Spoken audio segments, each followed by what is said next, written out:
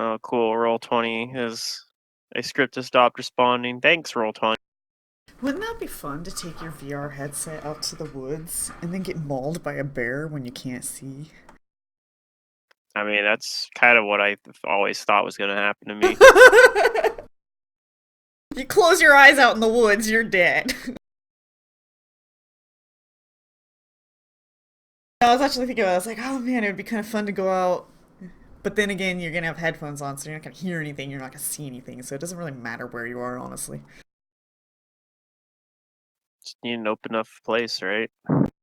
Yeah, I was watching some videos of people testing the headset, and somebody was like in a school gymnasium, and I'm like, oh, that's nice.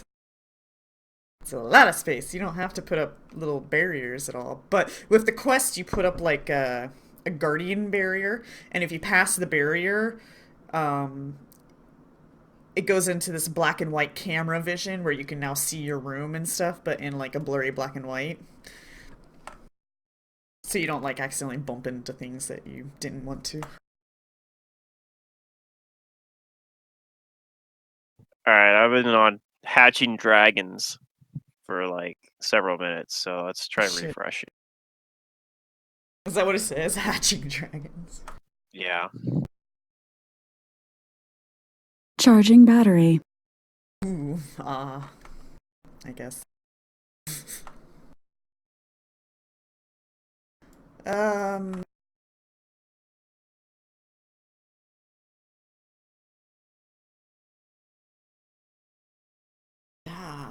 I see you in here now.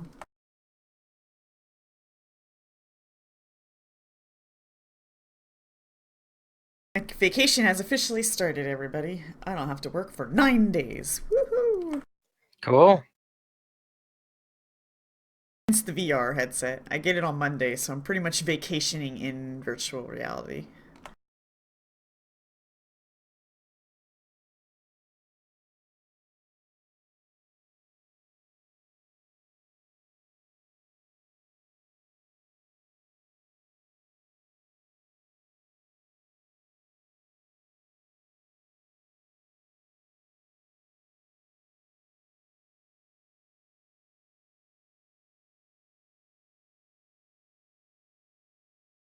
Okay, I think.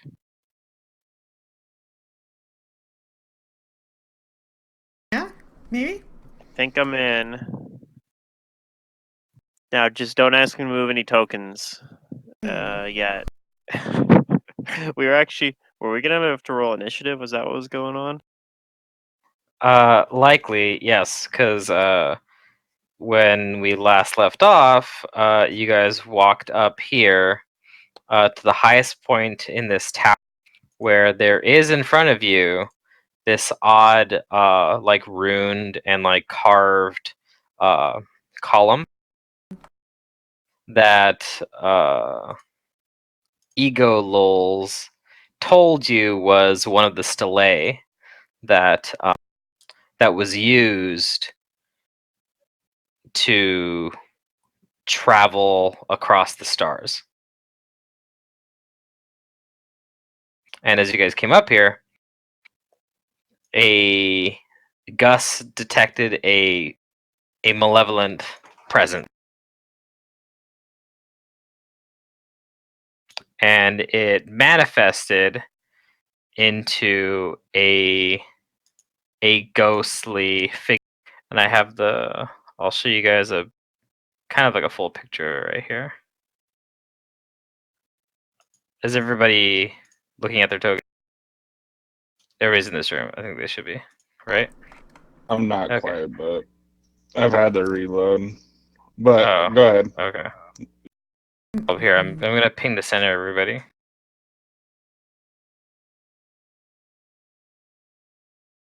Okay. Yes. This this person. This is the ghostly figure. Oh. Um, hello. And yes, they are pointing a spectral bastard sword at you.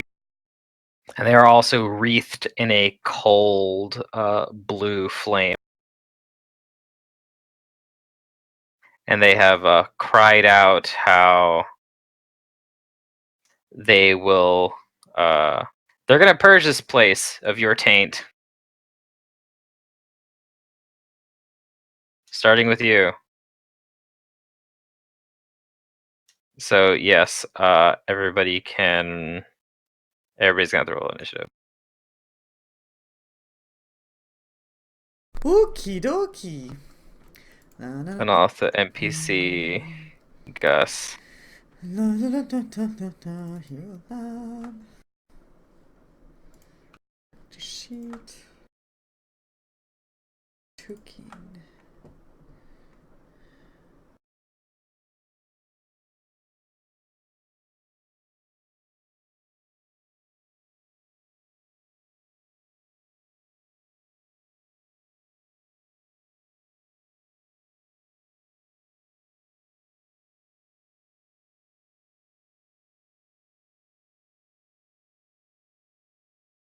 I'm gonna use my ability on Gus. Gus is gonna be able to do it.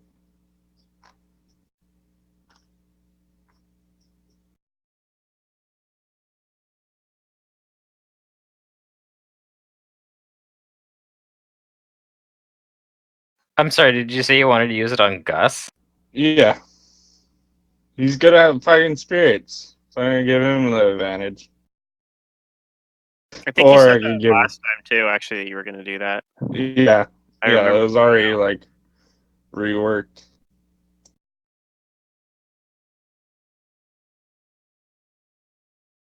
I do. I have it written down on my notes. I was gonna give it to him. So Yeah, I actually no, I remember that too. It's all coming back to me. We had like a surprise round or something like that because I opened my sheet. I was like, "Well, I'm in total defense," and I'm like, "Okay, now I remember." It's coming back to me a little bit. You yeah, guys had because one round to do something.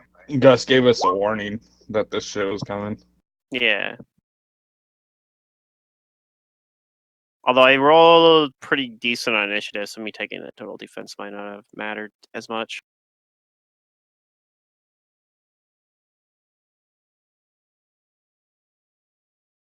Well, maybe. I don't know. I mean, this character that we're fighting could end up getting like she could have like a plus 12 or something. And It end up seems like killing. everything that we fight now has like a freaking ridiculous initiative bonus. Yeah.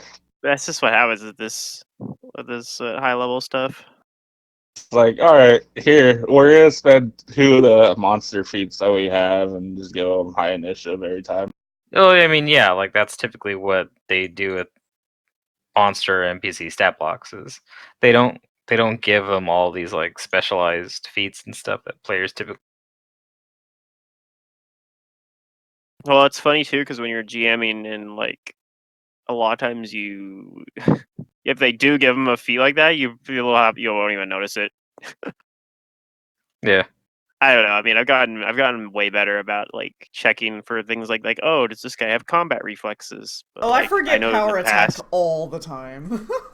yeah, and I've used to do like that sort of stuff a lot, and I've gotten better about it because I kind of like, all right, that's been like a thing that I was like, I promised myself, I'm like, all right, making sure check the stat block for all the feats, see if they got combat reflexes, see if they got power attack, see if they have step up. When that one came up, I actually forgot for like a round, and then remembered. I'm like, all right, that's right, I got step up. I need to make sure I use that when Zidorium 5-foot steps. And if you ever run Giant Slayer, know that every boss, every monster in that freaking AP has power attack. Yeah. Because they're giant. Yeah, pretty much ingrained to them. Feat that I really Okay, like so that's is stop pretty- in place. I think that's what it's called. Stop in place. So if somebody goes through your threatened, you can stop them from. Oh yeah. They can't finish their movement. If you like a reach weapon or something, you can keep them from getting to you. Yeah, if tripping them does that too, but yeah, True, the yeah. stop in place, is more flexible because you can use it on stuff you can't trip still and still stop.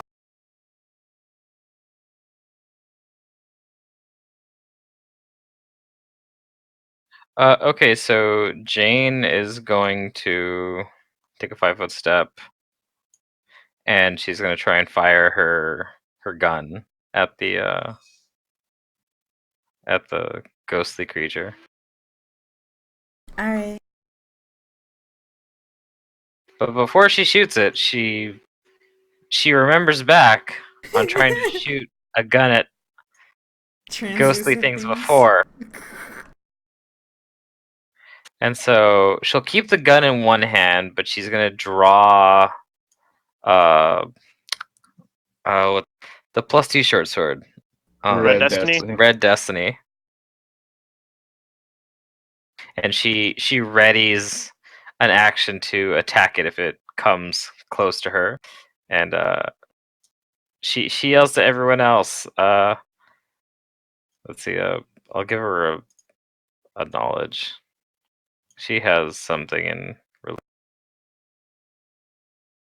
she just says, "I'm pretty sure it's a ghost." All right. Good observation.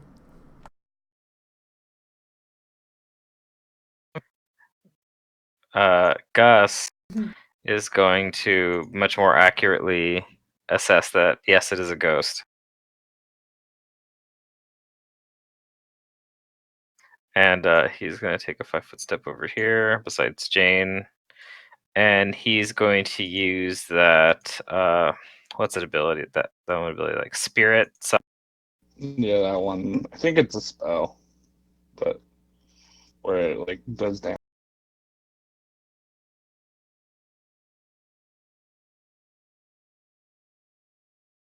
I think it's called like spirit purge or purge spirit.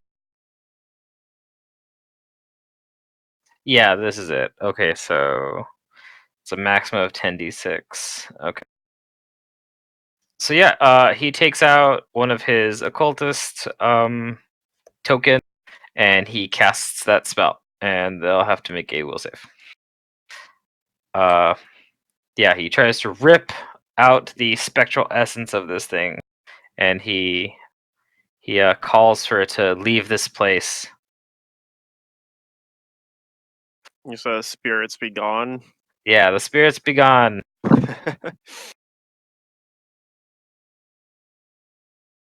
All right. Unfortunately, this thing saves, and it's going to take half damage.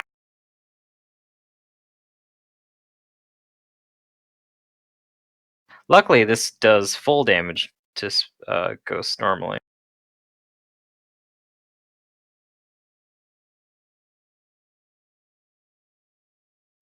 Okay, so it's going to go around down to half. That's what is that? 6. Yeah. Oh, yeah, it is 16. 18. 18 and a half. Okay, it takes some damage. Difficult to tell how hurt it is since it's a ghost. Fingrim, it's your turn. All right. So this is a ghost. I can't remember if I have my weapon out or not, but I don't think so. But that's fine because my weapon is not. I don't want to use my normal sword anyway. I'm going to do spell combat, and I'm going to cast Force Sword. Let's see. Force Sword is going to give me a +3 longsword made out of force. And I'm going to enhance it with I'm just going to enhance it up to a +5 and give it the I guess I can just give it the keen property. It's a force sword, so I think I can actually crit with force weapons, right? No If ghost, it's all force, then yes, it can. yeah. So Yes, you I'll will do do full damage to the ghost. Yep. So I'll do that. I'll give it keen and increase its enhancement bonus to +5. I do think I'm going to fight defensively.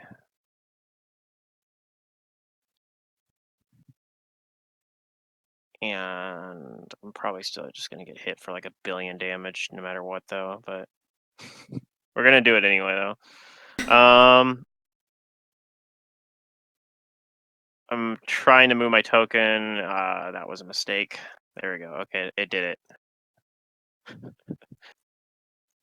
Now it's going to let me type. All right, it's going to let me type.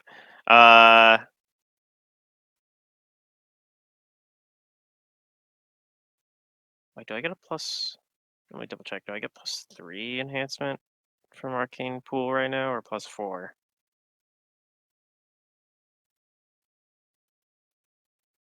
For every 4 levels beyond first, +1, maximum at +5 at 13th level. I think I actually get +4.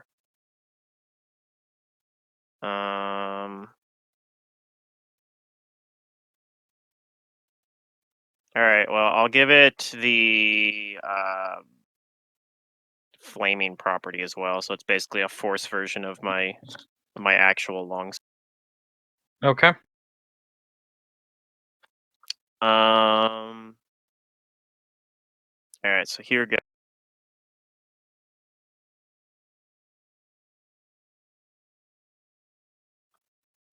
26. 26. All right. Yeah. Is that hit? And, Unfortunately, that does not hit. all right. We're very close. Okay. I got one more. Very unlikely to hit at only a +10. Yeah, that misses. And I guess that's gonna be it for my turn then. Let's see what it does to me. All right. All right, Cormac. Cormac's gonna cast a spell. He's gonna cast Searing Light. He's gonna try to hit this thing. Range touch.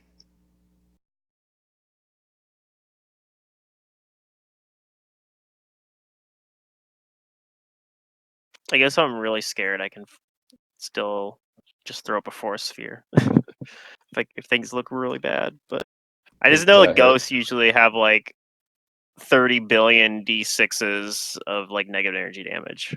26, is that a touch? Yeah. That touches. All right. It's gonna take 10d6.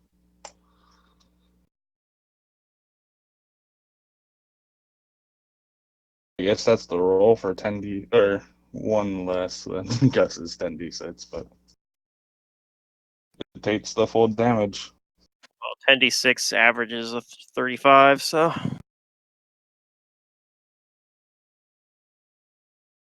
Okay. And as a swift action, he's gonna Oh, channel. you got far away, Grim. Okay. Check something then. Yeah, you're all quiet now.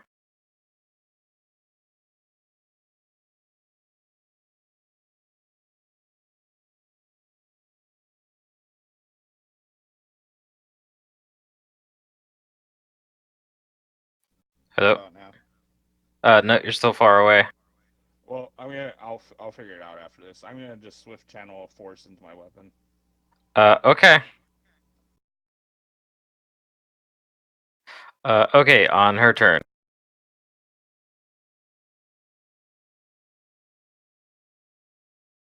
All right.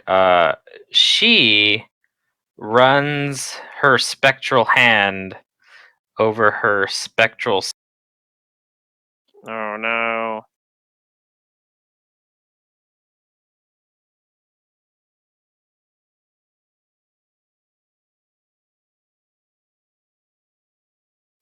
And let's see. This sword.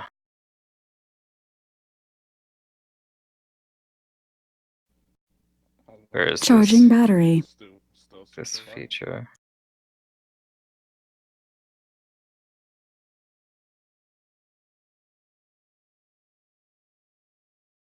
Oh, okay. I guess he's Trying to fix it.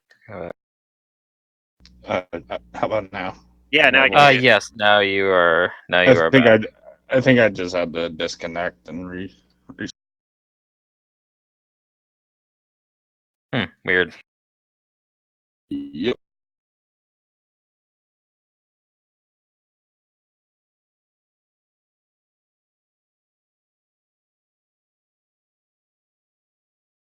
Sorry, I'm just doing some. I gotta do some math at the moment.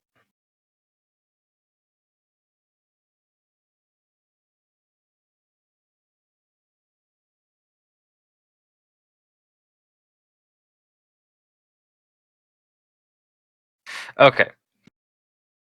Okay, so she runs her hand over the sword, and it kind of starts to glow. It looks even sharper than it usually is.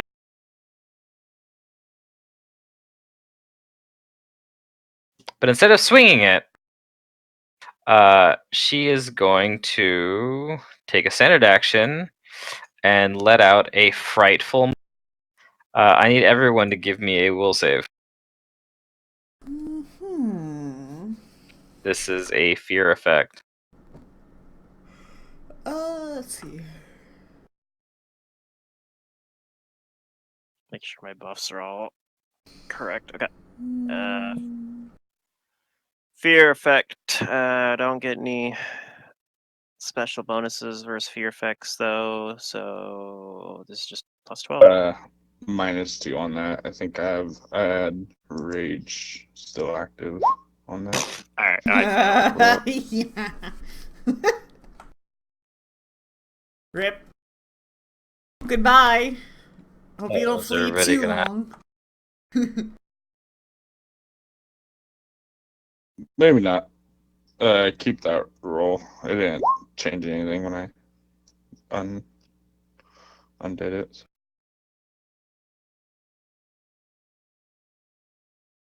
Okay, yes, I believe that is everybody. We got Cormac, Kudu.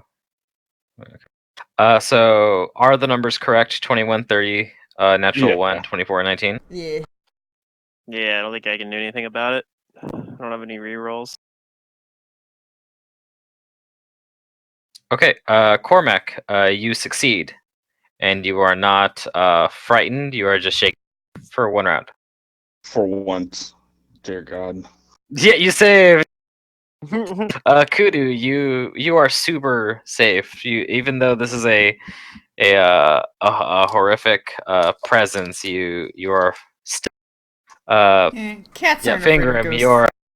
you're usually very stoic and good at staying your ground, but this completely affects your mind, Yeah. and your will breaks.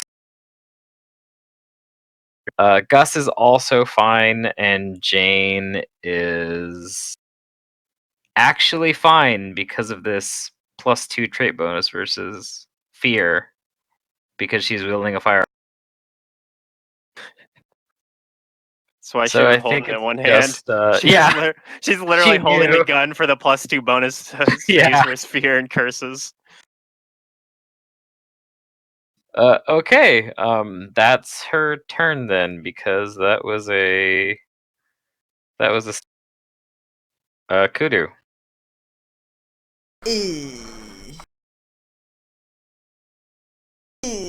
Okay. Oh yeah, let me do this too. That's how long you're panicked for, Finger. Oh, okay. And then I'm gonna be feared or frightened after panicked, or Nope, that's it. It's just panicked for that many rounds. well, that's too bad because I'm just gonna. Well, it'll be over anyway. The combat will be over by the time that ends, but Will it? probably. But yeah, that means I'm gonna drop my force sword. I think. Does the force sword go away? I Can't think it remember. does. Some of them, there's like one version that does and one that doesn't. I can't remember which one this is. Let me read it. Anyway, yeah, kudu.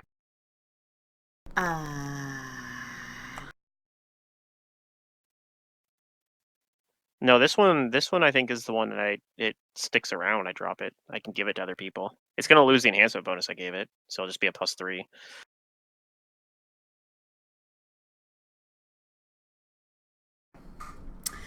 I am going to power up without taking burn as a full round.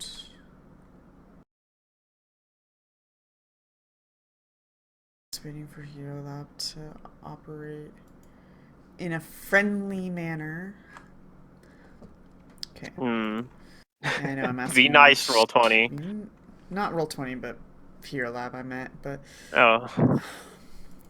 I don't know. It just doesn't seem to like my pre-existing sheets, but if I make a brand new from scratch, it's fine. So I don't really know what's going on there. And then I'm gonna fire in. Is there a pillar in front of me? Do I need to move? It's not a pillar. You can see over it. Um, I've run into ghosts before, so I'm just gonna chuck shit at her.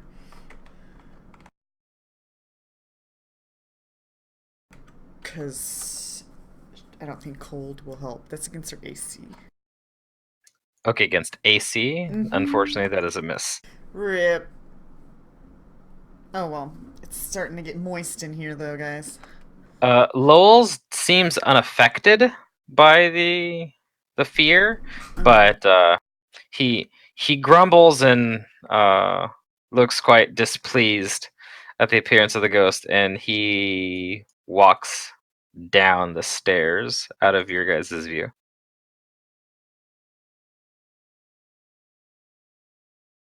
I gotta Okay. go protect Lulz. Round 2. Jane is going to. I guess she still has damage on herself. She'll heal herself with a swift action.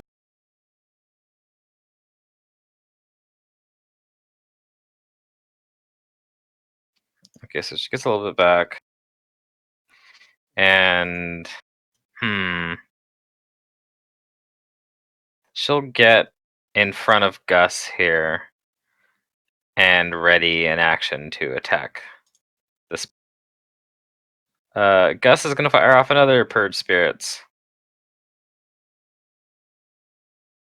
Chanting to make it go away.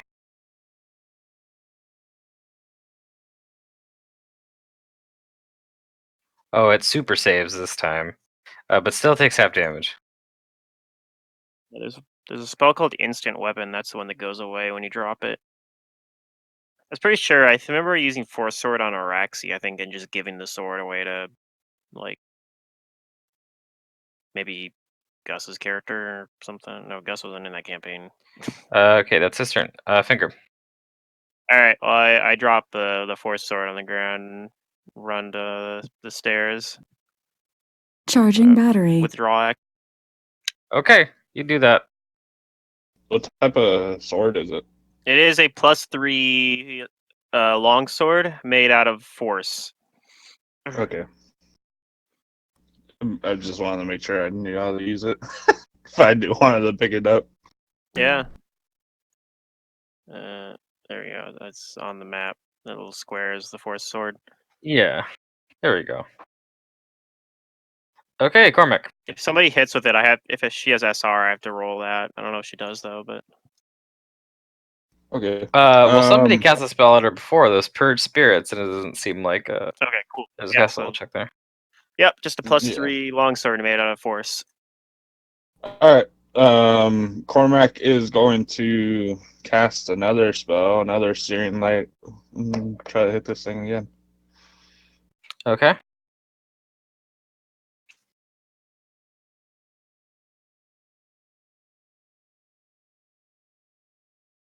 It's funny. I've been preparing Force Sword like literally every day on this character, Never even use though I don't cast it very often. But it's Good like to every crit time in. I'll swing it. well, it's like every time we hit run from into that like a ghost or something like that. If I don't have it prepared, I'm like, damn it, why didn't I prepare that? Oh. Like it's just so good when it is good. Plus, it Does that hit? technically The touch? Yes, that hits the touch. says I don't have quick draw. It's quicker to cast Force Sword and full attack for Oh, me. really? Like I can actually do that. Yeah, because if I want to pull out my longsword, and otherwise he's it's gonna 5-foot up. action. Because of spell combat, it's actually quicker for me to just cast Force Sword if I want to attack the same round. So that's the other kind of edge case where I might use it. Okay. And that's his On turn. her turn. Yeah, you're doing a pretty good amount of damage to this thing, Cormac. It's going to move. She's going to move towards you. Alright, hope you're ready for this. We will see. I have had a character killed by a freaking undead before. Nobody's That dying banshee. in this party ever unless you take like 200 damage. Oh, I know. I Alright. prepared heal today too, so I can always just bring myself back to max health. They move towards you, and the ghost, her eyes begin to see with this. What the hell happened to your token? There you go. I think I moved you by accident or something. Or did you move? Wait, what? I 5-footed up. Oh, okay. Now I Okay. see. Wait, what? Okay. Okay, yeah. It It's just took a long time to register. So she's right here. All right. Alright, so the ghost's eyes begin to seethe with this intense, effervescent glow. And I am now activating the gaze attack. I actually forgot it had a gaze attack, but it does. Ooh. Yeah. Yeah, those gaze attacks. So now be aware that on your turn you're gonna have to decide whether you close your eyes or look.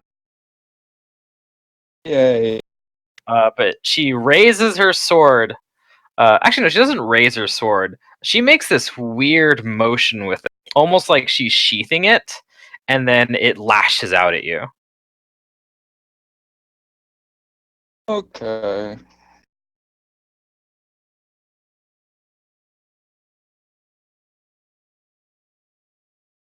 Okay, does a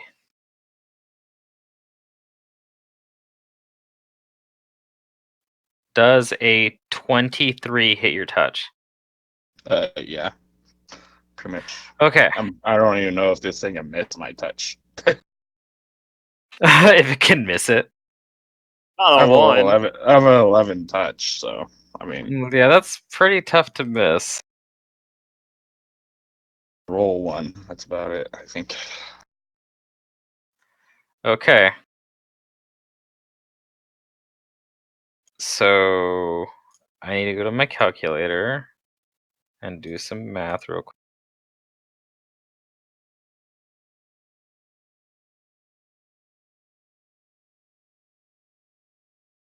This thing's undead. Okay. Huh? So it strikes you with the sword, and you take 84 points of negative energy damage. Holy shit.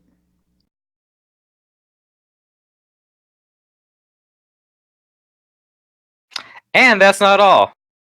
It also casts a spell. It's going to concentrate.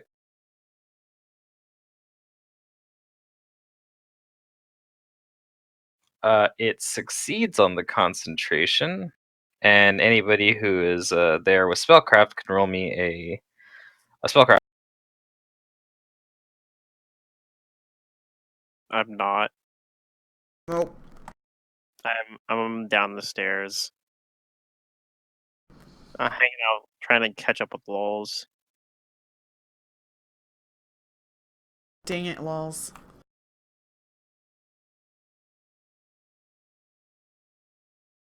Yeah, the original undead that killed my other cleric was a fucking banshee. In second Oh, the darkness. banshee was crazy. I was like Yeah. solo single combat almost with it for a little bit. That was the one I was thinking of. Use Force Sword on Araxi I just gave the 4 swords to like. I think I gave one to Safa, is who I gave it to actually. Problem. Okay, so you know that the ghost is also casting force. Oh, okay. I Okay. have that spell. I don't have prepared, but I have it. And now they try to touch you to release it.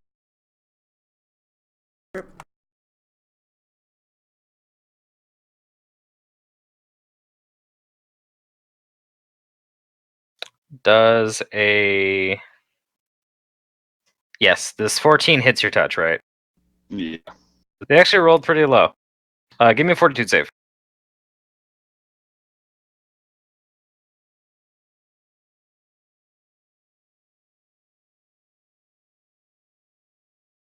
Alright, you save, so you do not get pushed back.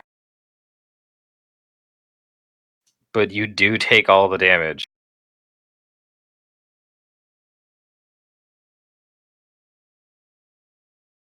I'm still up. You're still Barely. up.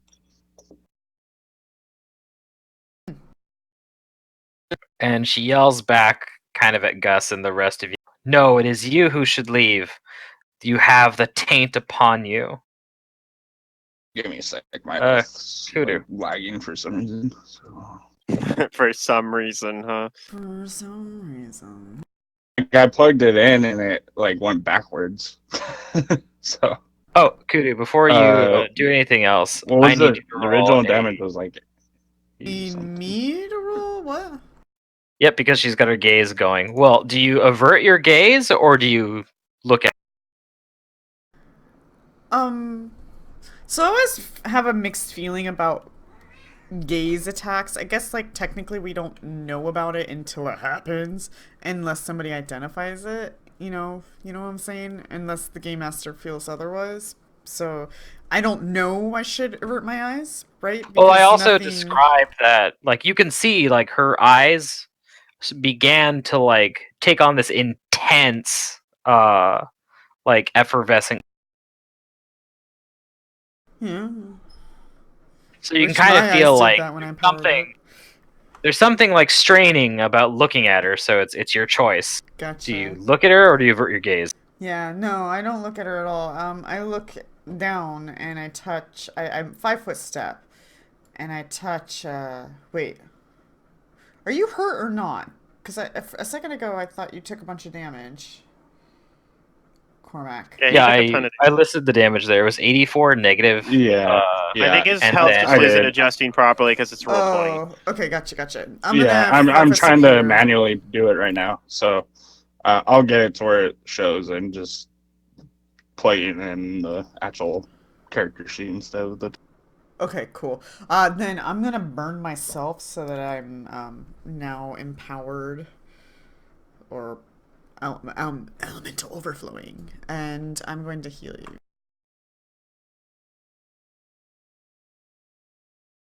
That's not the right code.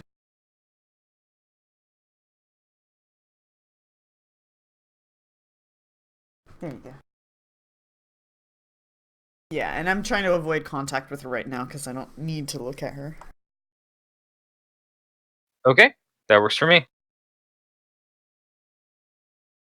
You heal the Cormac. All right. Finger Musey ego lolls, and he is just looking at his book now that he's down here. Yeah, Although he does look at you as you run by. yeah. Oh no, Jane sees that Cormac is getting pretty hurt. She's gonna run to your side too, and heal lay on hand.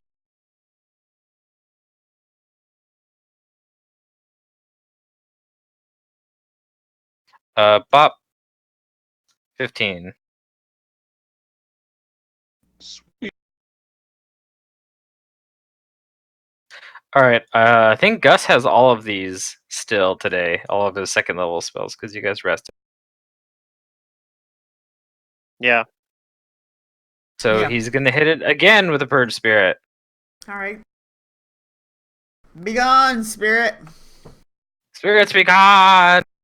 but the spirit is restless and resilient. It takes half damage. He's rolling consistently, though. That's good.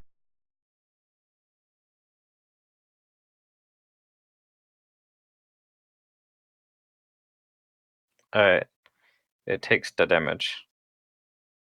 Fingrim is still panicked and probably in a corner somewhere. Yeah, I can dim door once it wears off to get back. Oh, right. I need to do... I'm gonna say that Jane averts her gaze, and Gus is gonna have to take it if he wants to cast that spell. So I'm gonna do a save for Gus. Let's see, what's the DC? Okay. What are your saves, old man? They're alright. Nothing too high.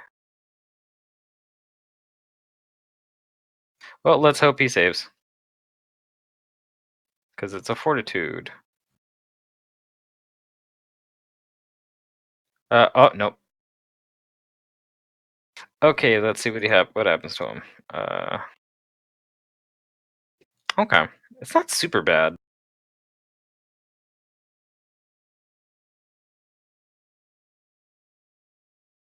He takes 10 points of damage from this gaze, and... Ouch. 4 points of charisma damage. Ooh. This corrupting gaze. Oh Yeah, no. this is damage. Luckily, Not that doesn't great. hurt him too bad. Yeah, and it's only damage. He's not charisma based. Alright. And yeah, he's not Yeah, charisma but based, so that's... he has to be careful still, because if you get down to 0 damage charisma, then Yeah, he can you're go at least comatose. Yeah. Sometimes Okay, worse so, than sorry. the abilities. Cormac, it's now your turn. Give me a fortitude save at the beginning. Unless you want to avert your gaze from... Do you look at her, or do you try not to? He's gonna have to look at her. He's gonna be trying to touch her. Alright, give me that fortitude save.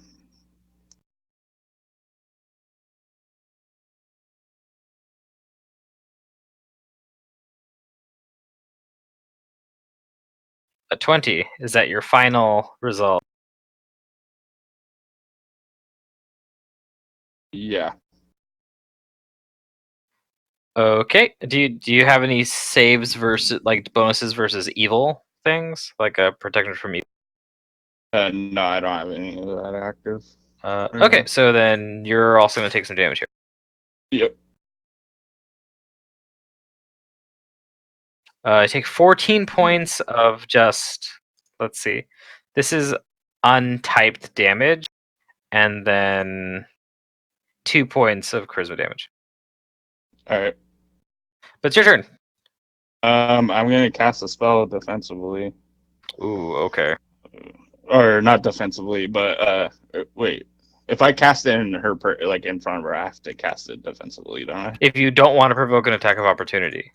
If you're okay with letting her attack you, then you can no, do I'm that. good. I'm not gonna die.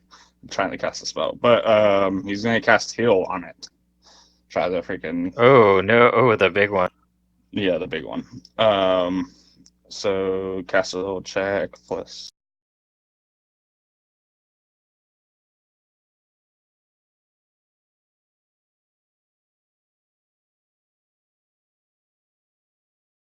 That's a big catch level check too. That's a whatchamacallit? That's a catch It's level. low. Is it 27? 27 DC? Yeah, and I don't get the um my bonus right for spell pen. No, spell penetration only counts against the spell resistance. Unless you have combat casting. Nope. Which I might invest in. I don't know. All right, here comes a roll. Hopefully, it's high enough.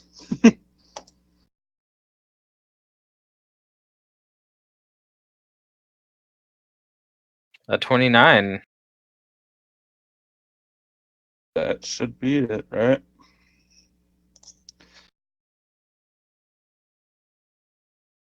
That beats it, right? Yes, sure. that should. All right. So a melee touch attack. All right, come on.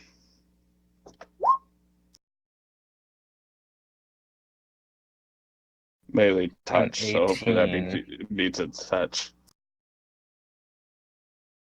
What's nice is I don't think I burn the spell if I don't actually touch her. I think it just stays. Like Doesn't you it? hold the charge. Yeah. Yeah, just well, maybe for Spell is heal it? does it? I don't know. It works like Ooh. harm. I think you hold the charge.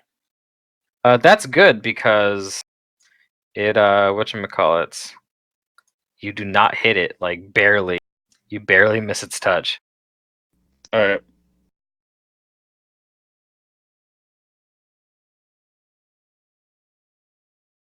You All right. will 5 foot back as well.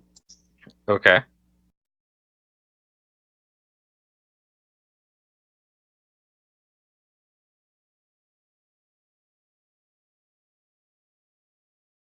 And that's his turn. I don't know if it moved my token yet, but damn, that's Yeah, such a low roll. it's slow. That's unfortunate.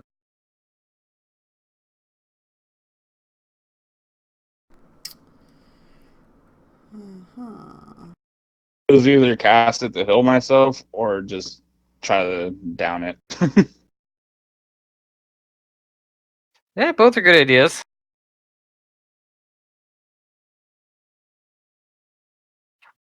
It's going to she's gonna come after you again.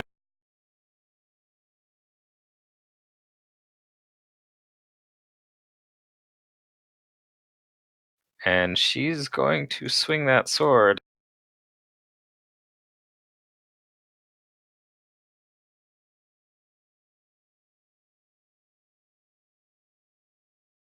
It's a low roll, but you said your touch was 11.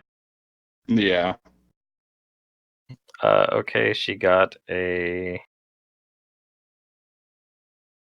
18. So that touches you.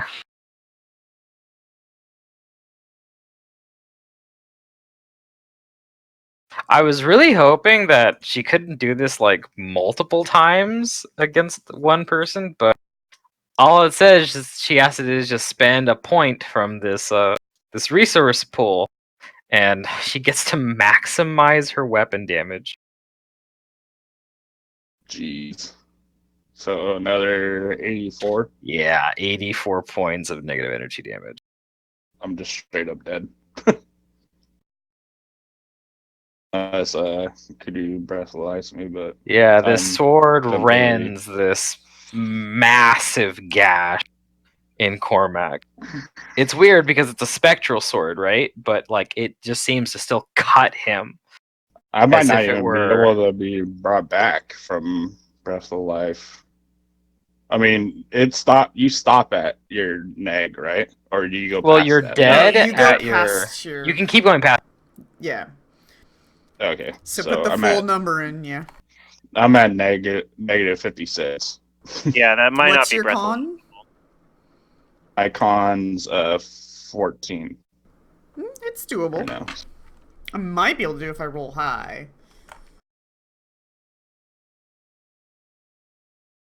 I should have used the hill on myself instead of trying to. You were attack it, so but close. It was a good. It was a good idea because like fighting this thing for a long time is. yeah. As long as it has points in this resource pool it has, like this ability is insane. Like it's not an awful ability when it's a player using it, but they put it on a ghost and they gave the ghost a. Yeah, undead. The negative like damage is crazy. Like, and that they could go against touch is even worse. Yeah, exactly. Like basically they were like, how do we make a ghost like absolutely stupid? And they're like, oh, look at this archetype from this class. Like it could spend a point to maximize its weapon damage. Cool. Give the ghost a sword. Dang, it sucks that I got panicked there too, because I think like if I'm the one that takes all that damage, then like at least you have raised dead, you know. Like I don't nobody in this party has that, so if Breath of Life doesn't do it, then we're Yeah, probably I like, also have well, all resurrection right, I now guess we're too. leaving now. Well, All right. Well, that's not all it does. It's going to cast a spell as well because it's taking a full attack action. okay. I guess the ultimate question is what if like Jean was to heal him and then I breath alive to him? I don't think that works. Oh, darn. Yeah, her heals the actually don't round. even heal him because he's Oh. dead. Breath of Life is the Oh. only thing that will Technically, apply. I think you can maybe double breath of life if you have like two people Oh, with it. I think that might work. Yeah. but another Oh.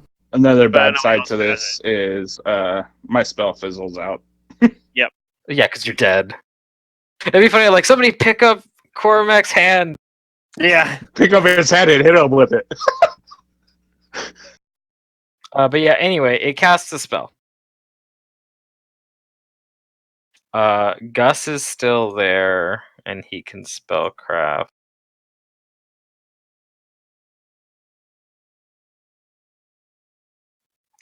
And he recognizes the spell and tells everybody it's a slowing spell, and I need Kudu. Yeah, Kudu, I need you to give me a will save because I can roll for Jane and Gus. Don't tell me the result.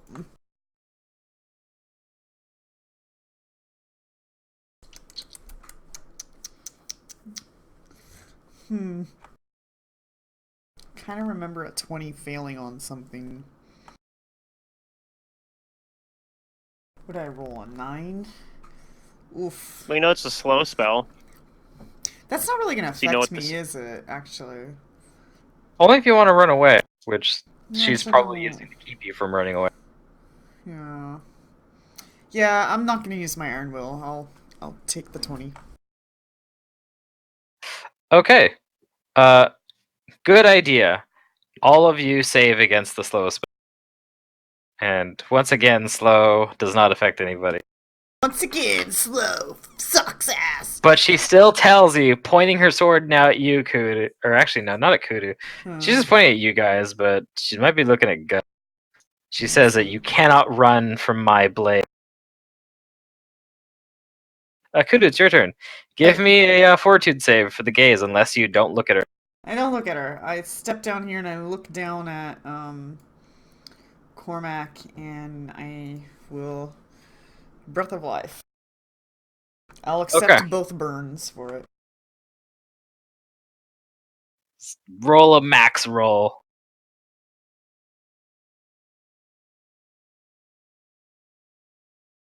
Come on, let's go. Aww. Well, Cormac, does that bring you close to not negative dead? I don't know. I didn't see the total. It hasn't registered on my. 29. No, it doesn't. It's. Let me see. Oh, Said like 57 and 4. Wait, 57 and 19 or 14? 50 negs, 56 and 14. Ooh, Con. yeah. Let me. Yeah, that's not enough. You would need 42. So you would need 13 more. Yeah, neg 27. So. Which actually is possible. You just have Jean to does have roll breath, max. doesn't Jean have a breath? Oh, heck no. All she has is lay on hands. She hasn't Yeah. received a paladin level in a. Yeah, then... Yep, that's it. Sorry. I guess we can try... It's all good. It was a bad miss on my hill. if I didn't miss, I probably would have been alright. Yeah. Jane looks at Cormac, goes next to him, and sees that he is dead. But she tries not to cry, but turns the blade on the ghost. The blade!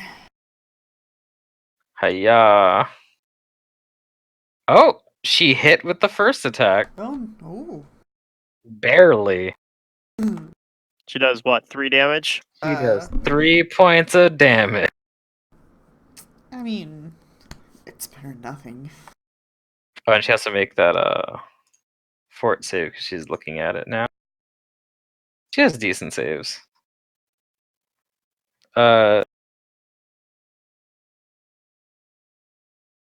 She actually fails this one. She doesn't get her black powder fortune against this gaze. She does get driven by guilt, I think, though. From spell effects from evil Oh, yeah, creatures. you're right. Never mind. She doesn't get that. Rip. Well, she does get it, but this isn't a spell effect.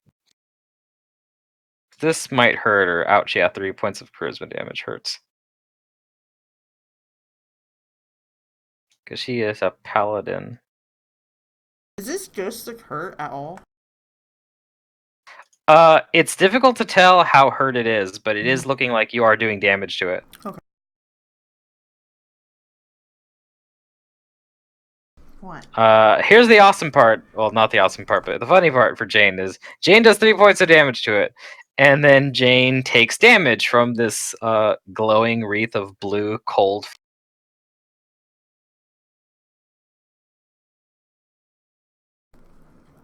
That's awesome. Well, it's funny because she's going to take more damage than she deals. Oh, funny. Gotcha. She takes 18 points of cold damage. Gus is gonna bust another Purge Spirit. I think this is the last one because he has 4 second level spells. Yes. Spirits be gone!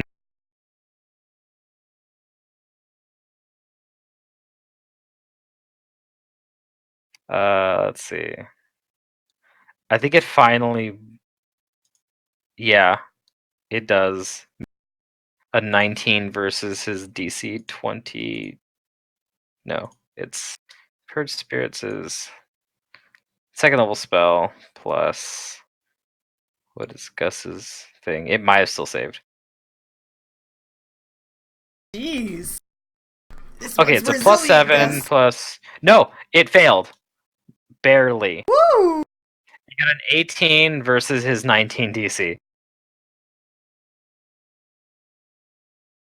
So he'll take the full damage.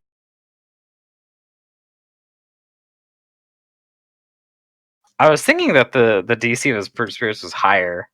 Because most of his like effects are not spells, and they're off of like his like, you know, half his level plus his bonus. Okay, 33.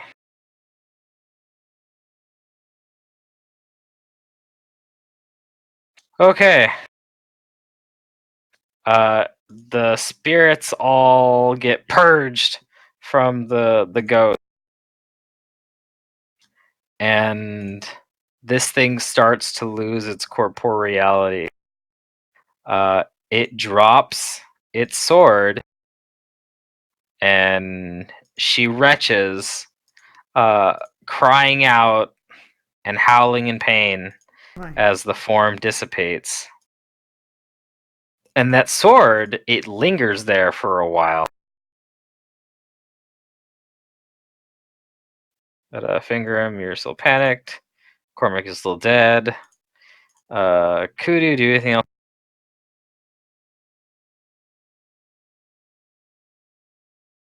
So she's gone?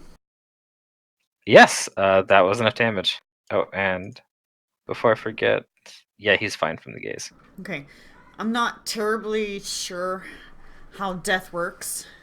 Well, no, I mean, Kudu is not terribly sure how death works or whether or not people are dead or whatnot. So she's gonna try to roll a heal check and see if she can, like, figure out, like, if it's worth trying to continue trying to heal him. It's mostly the healing's instinctual. 11. Okay. That's not a super high roll, but you look at him and you put your hands, and yeah, you don't feel a pulse. He's dead.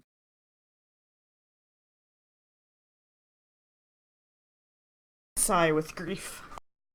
There's like a gash in his chest, but instead of like it having cut him open and like blood spilling out, like it's just like necrosis.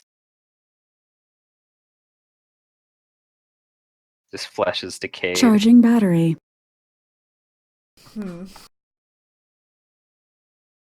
This is unfortunate. I don't know what to do. Alright, we're gonna go out of rounds. Yeah, I probably. Drench is chasing after. What Drench? Wait, where's There's no drench. Wait, where's Drench Drench is dead died. too. Wait, oh, that's right. Drench died. Right. I probably dimension door back because I don't know what's going on. Yeah. You do finger him.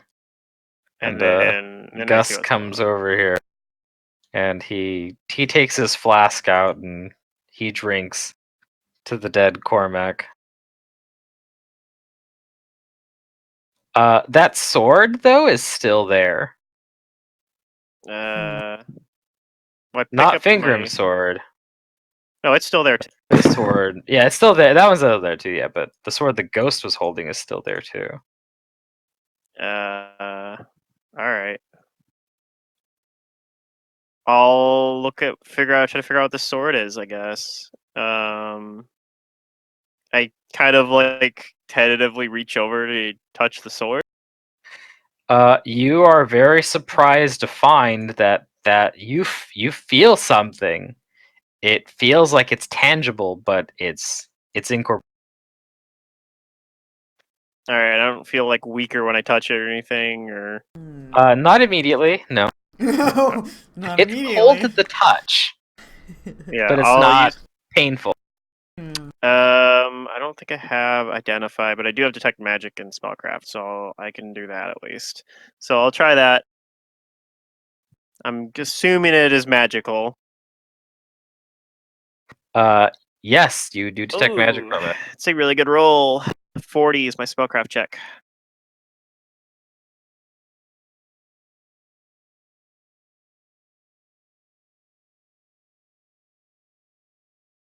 You do detect magic from it, but this is an unusual case.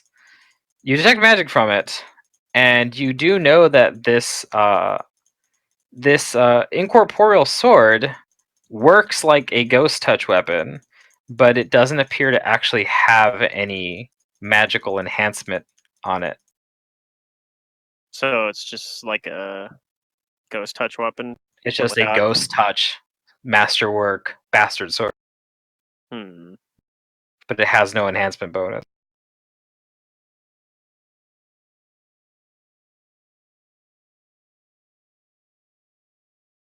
I wonder. I go over to ask Gus if he knows, like, if this is like. I'll roll it myself too, like our knowledge religion check.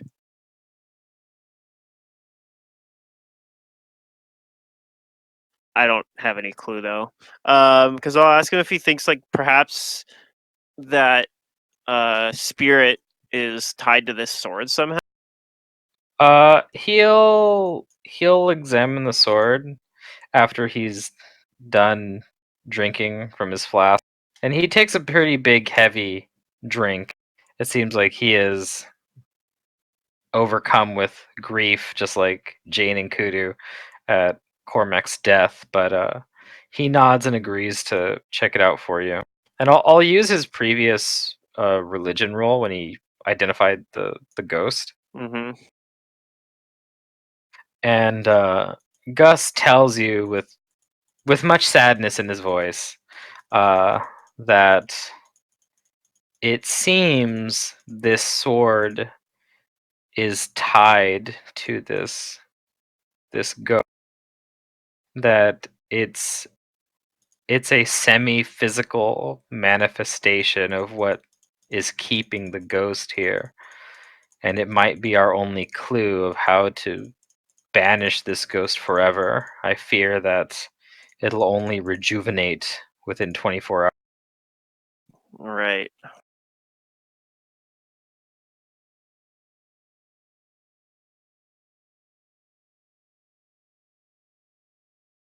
But he tells you, I'm not sure what else to think about this sword other than that it's key to getting rid.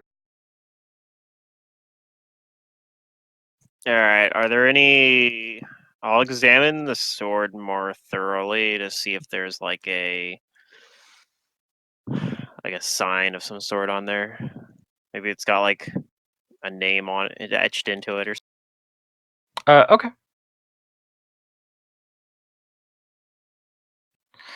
You don't have to roll anything. Let me go Like sternly, check it. sternly look up and down the sword.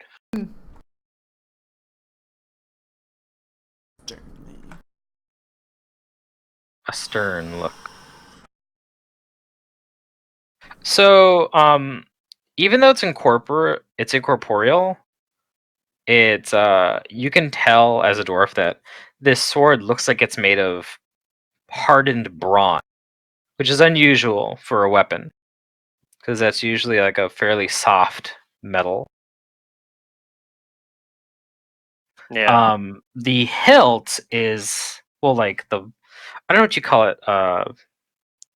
The part that's at the base of the shaft of the sword. I think it's called the hilt, right? The guard? Or maybe it's the guard. It's a highly stylized guard with serpents like wrapped around each other to guard your hand, and then at the pommel of the sword looks like this cobra.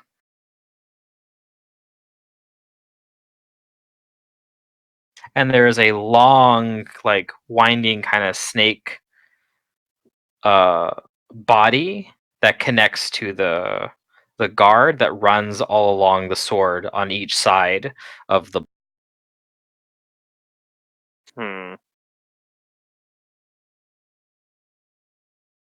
But you don't seem to see a name anywhere or like battery. any readable engraving. But it's an exquisite looking.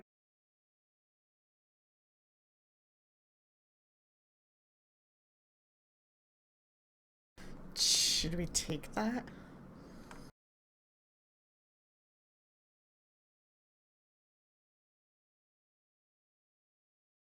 Have any significance? Do you have knowledge history? No. I don't think I do. No. Gus will rack his mind on this one because he does have knowledge history.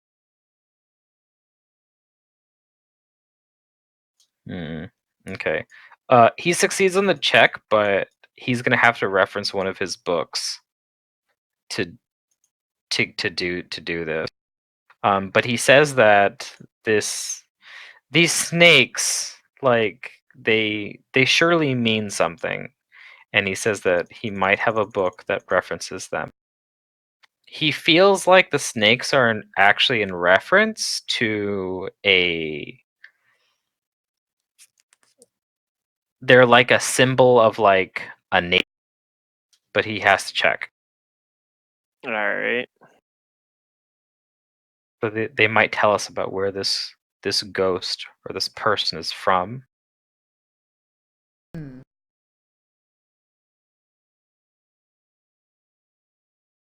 Okay. Well, do that then. I want to make sure we never see this ghost again. Do you want him to do it right here? Yeah, if he has his books on him. Oh yes, he does. All right. Then he starts pulling out his book.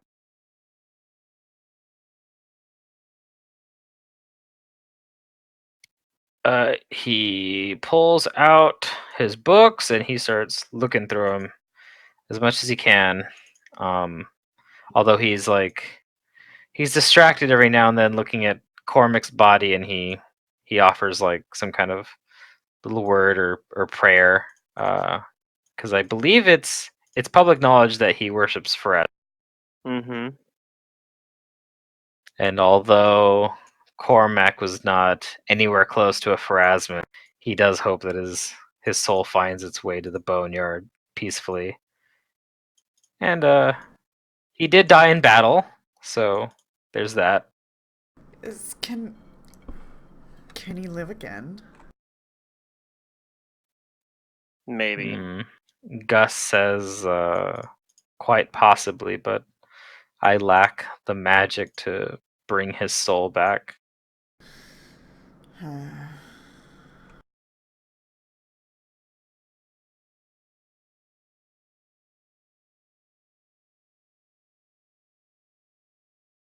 Okay, so after a while, I guess like maybe after a while, maybe an hour, maybe less than an hour, but at least 30 minutes goes by of Gus I'll look pondering at over the these.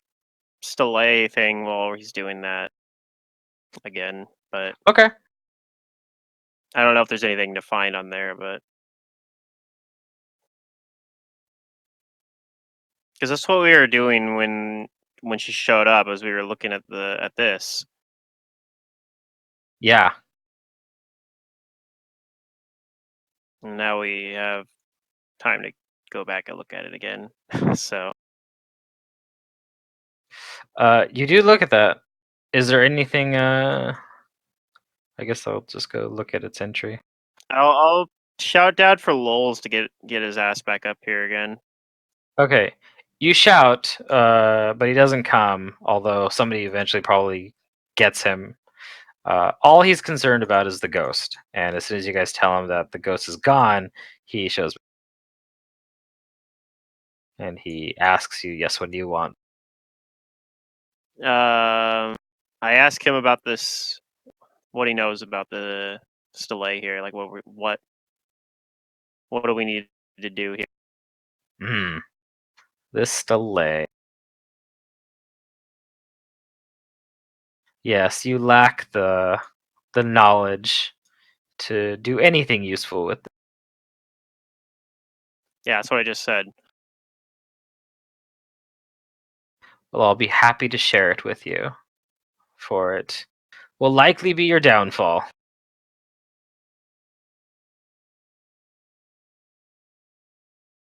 And he speaks. This delay is it is a haunting representation of a civilization, or a city rather, once named Alar. And he points out to that part of the stele. I might have mentioned, I think I mentioned last time, that there's among all the runes there are these four letters ALAR that are somewhat recognizable. I did record that somewhere. I do remember it. He says, "'Tis one of three names that appear on all of these." And he runs his hand across the runes, and nothing like magical happens with them, but he has like a satisfied smirk on his face as he does. And he says, "'Twas well recorded that a awful chaos and disorder befell Alar, and this column corresponds to that disorder.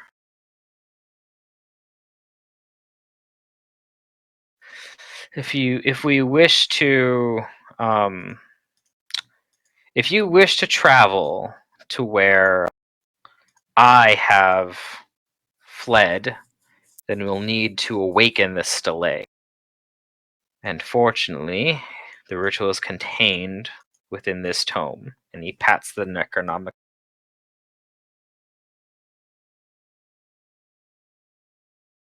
"'Tis a simple affair. You can either help or just watch." Just tell me what to do then. Okay. He says if you wish to join him, He says that all you need to do is follow along and make sure that you're ready to do some chanting for a while. This is a long grid. The casting time is going to take 30 minutes. We have about 30 minutes before Gus finds that information there anyway, so that gives me something to do during that time. Hopefully he can focus while we're queuing this. He says that he is willing to be the primary caster. All right. And everyone else, he looks at the rest of you guys and says, yes, this... If everyone else wants to pitch in, yes, I think I could use all of you, but I doubt very many of you are accomplished in occult learnings, or specifically arcane or planar knowledges. Yeah, you'd be correct. Then I don't need you. I can help. Well, I don't need you. All right. Kuda's a little upset right now. Just lost Jane is very upset. 2 friends. Yeah, it's sad. I mean, I have teleport prepared, so Yeah. I could maybe get us to like I don't know what the closest place to teleport to is though. Well, fortunately, teleport is pretty long range. Right. So, what's my range on this right now?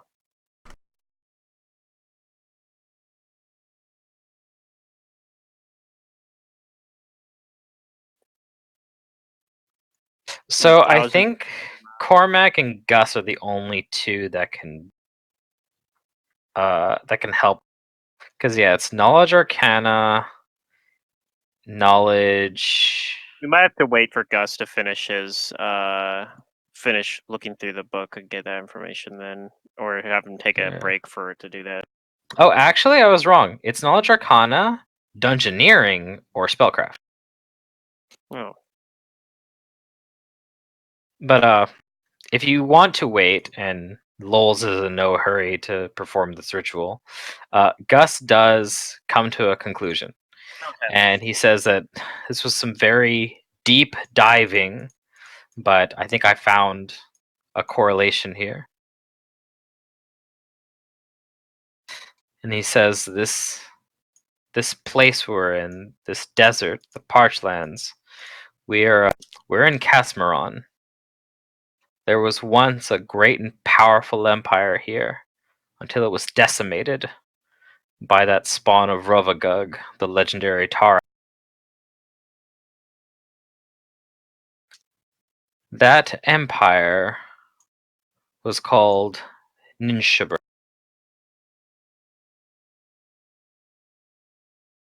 Spelled like that.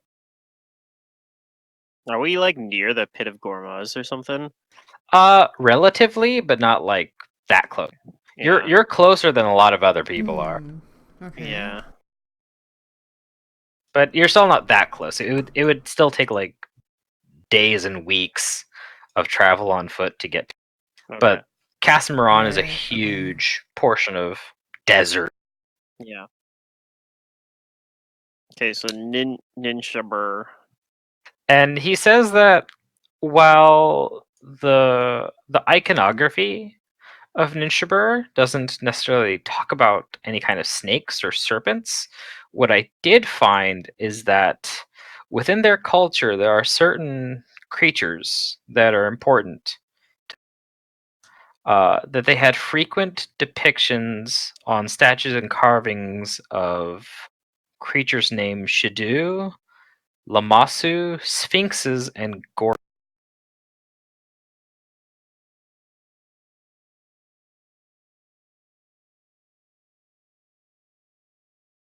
And some of these snakes appear in a lot of their whatchamacallit, a lot of like veneration and like jewelry that both their people and sometimes even these creatures would wear, particularly the sphinxes and the Lama. So these snakes are actually more of a protective symbol in their culture.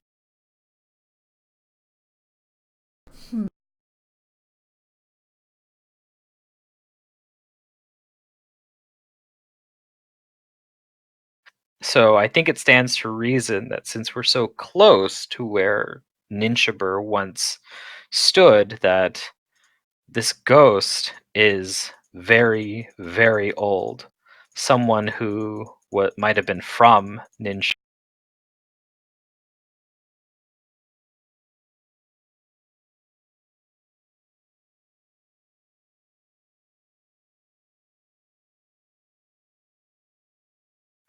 But he closes his book and says, "But that's just my educated guess." Hmm.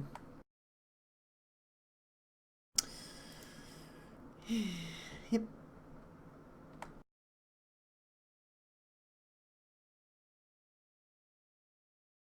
I'm not really sure if that helped. I mean, that's probably something in there. Maybe it would give us information to help us figure out how to put this ghost to rest, but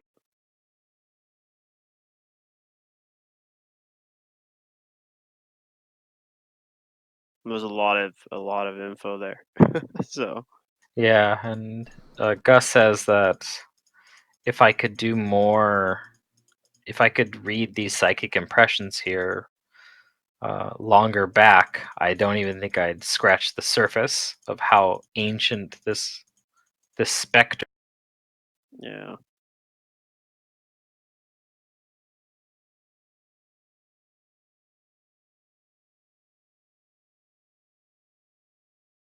But yep, what do you guys want to do?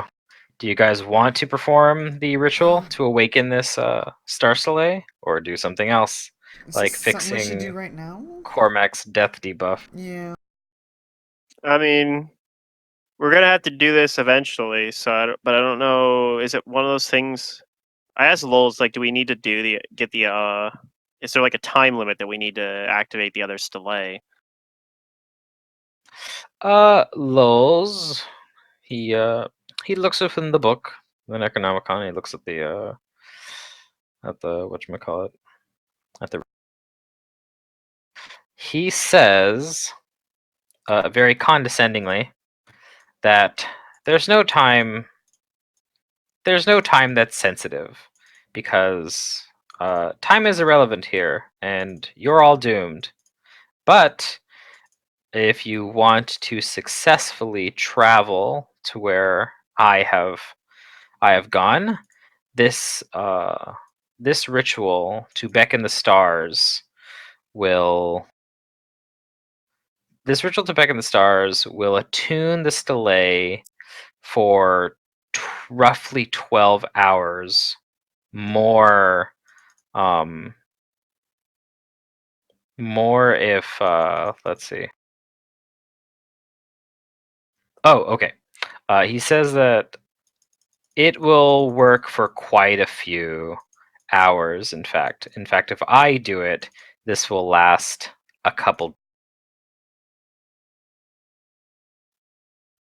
Does it attune So us to it? Is it something that we would need everybody here for? Hmm. he says we're not attuning this delay to you. You're not that important. Oh. We're simply using our knowledge Okay. and energies to attune this delay to distant worlds. My mom told me I was important. I'm just like wondering if we'll have to come back and do it again because it's gonna take us Oh. forever to get to all the different delay. He says if you tarry long, perhaps, yeah. I mean, I'm expecting at least a couple days detour.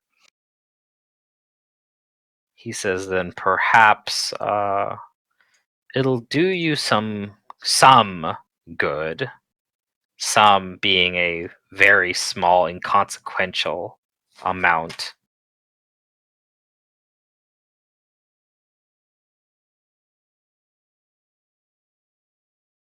It'll give me more time to chronicle my failures.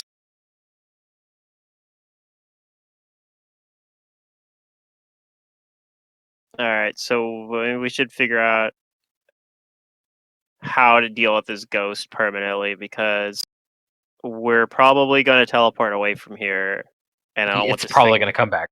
I don't want this thing to be waiting for us when we come back, but I'm not sure if we can actually do anything about it. So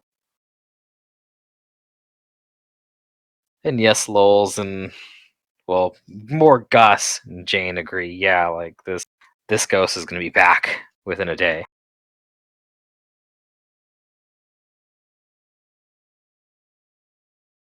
I have so many ideas, but I don't want to talk because I'm dead.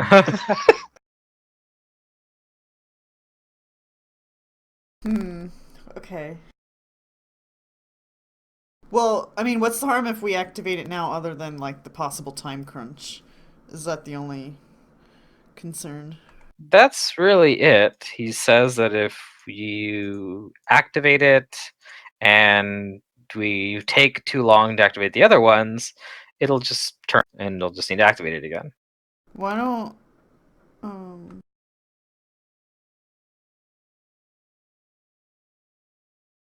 Why don't we activate it and then try to find a way to bring our friend back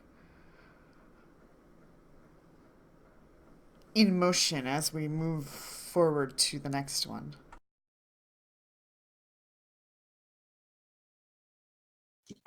He says if that's what you want. I don't know. Is that reasonable? Well, therein lies the question. Yes, how are you going to bring back? I don't know. I don't know much about these things. basically, our only option there is to pay someone to do it. We have to go back to a bigger city where there is a high level cleric. I will give the players that are here wisdom. Wisdom. Give me a wisdom, or no, give me an intelligence, a mental ability score of your choice, whichever's highest, to try and recall some crucial information. Now I'm trying to recall crucial information. What was it? When was it? I think I know, but I'm not gonna say. Wait. Oh, we have an item or something that we're forgetting about. Wait. Isn't there an individual we know about?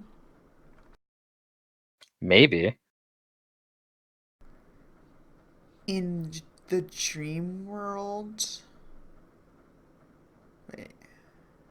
So 14's not bad, but it's not super high. I'll just say this because I know Gus isn't here and he might roll something pretty high because there's like a plus. What about Jane? But Does she want to help? you guys met someone yeah. who was able to channel positive energy, and that did serve a god. We met somebody who did that. When was that? When? I don't know. We talk about the giant that I turned to stone. Maybe. Go back and like dismiss it. Be like, all right, I need you to do something for me. Really? Is just that even it? dismissal. No, it's not. I have to use break enchantment, but I have a wand of break enchantment. So. Right, but is that the individual? Like, I guess. Maybe. These maybes. If it's that description. So okay, look. Okay, so what do we remember about the giant? Like, is this an evil individual? No, I think this giant is like a follower of Grotus or something. Grotus. And which is a chaotic neutral deity of the end times or something. And okay, yeah. We had to like fight. We had to fight these giants to like prove that we were not gonna die going here. Which apparently, like, we were wrong. We did die, but you know. Well, who are we? Excuse me. Only my subconscious, or I don't know what. Drench is like the fun side of me. Only that part of me died. Did your fun die? Fun. Yeah. So yeah, You had a funectomy. Yeah. technically I could go back and we could try. That's like we have. I think we have. Like Cormac has a. Does Cormac have a diamond worth enough money on him though? I don't know if I do. I don't think I do. I have like I 2,400 know gold. Guts carries a bunch of diamond. I know it's out of. I should be helping, but he carries a bunch, and I have a lot of diamond dust too. Yeah, but we need like. I mean, let me. It's possible that this guy has. That this cleric has that anyway, and we just have to pay for it. But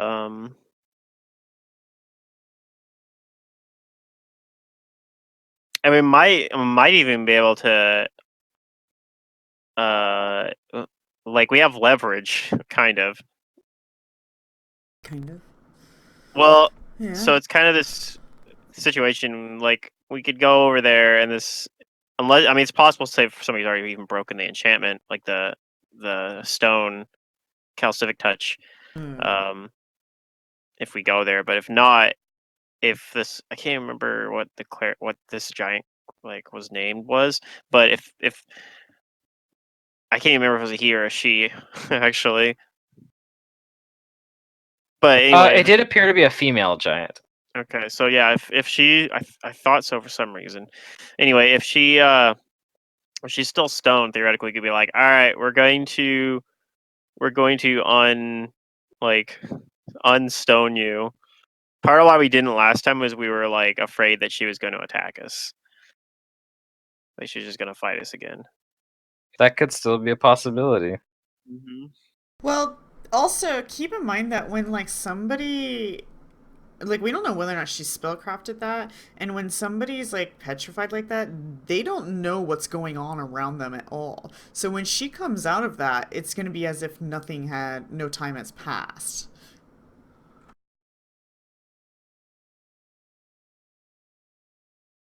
Is it that way, or is she aware of what's going on? They're not while aware being when they're protected? petrified.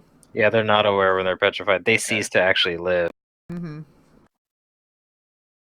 Well, the thing is with calcific touch is it wasn't instantaneous either. It was one of those I had to hit her multiple times and she like Slowly So, took dex yeah, it was damage as she becoming turned to stone. stone.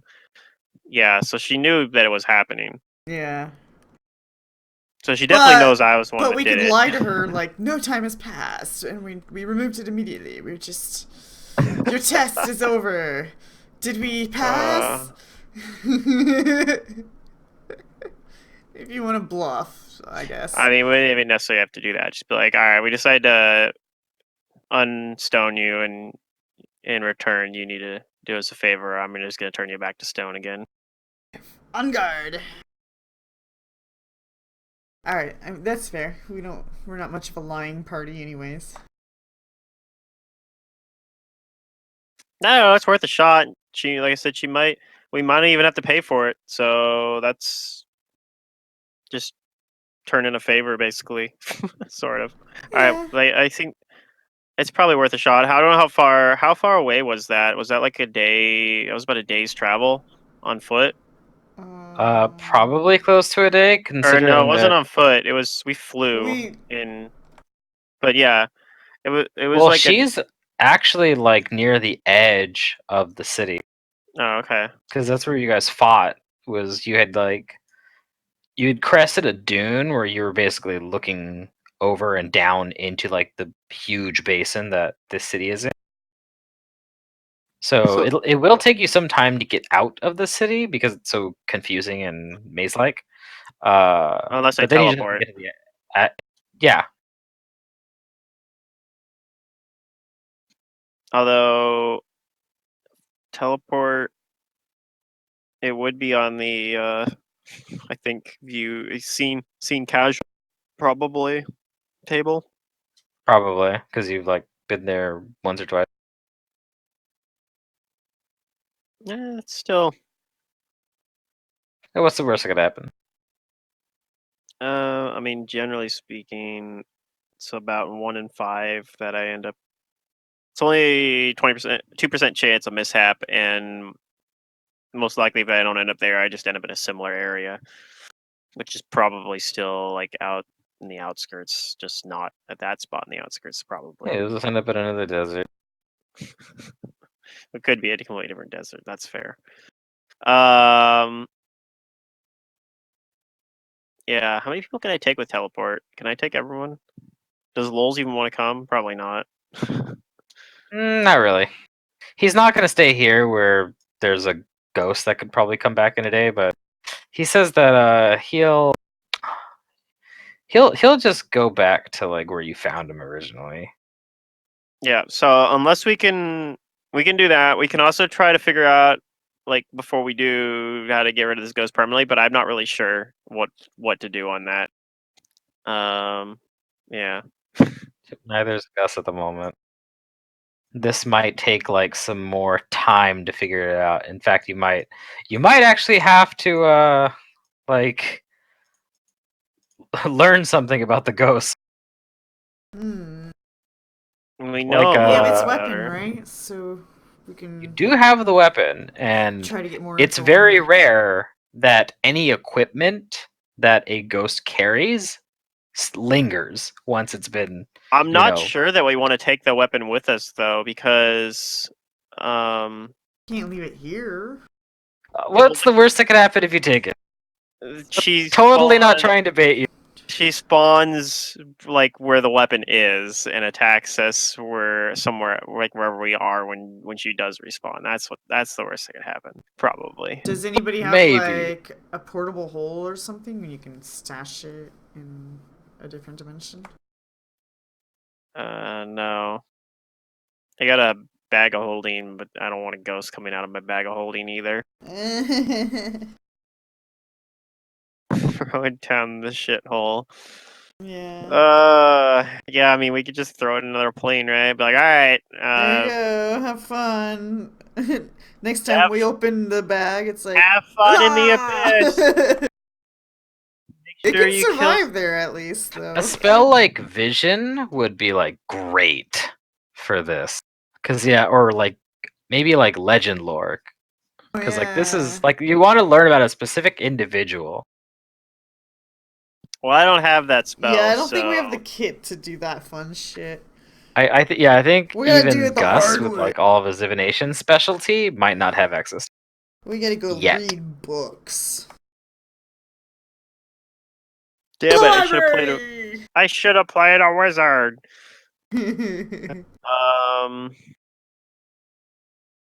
It's always fun when the cleric dies.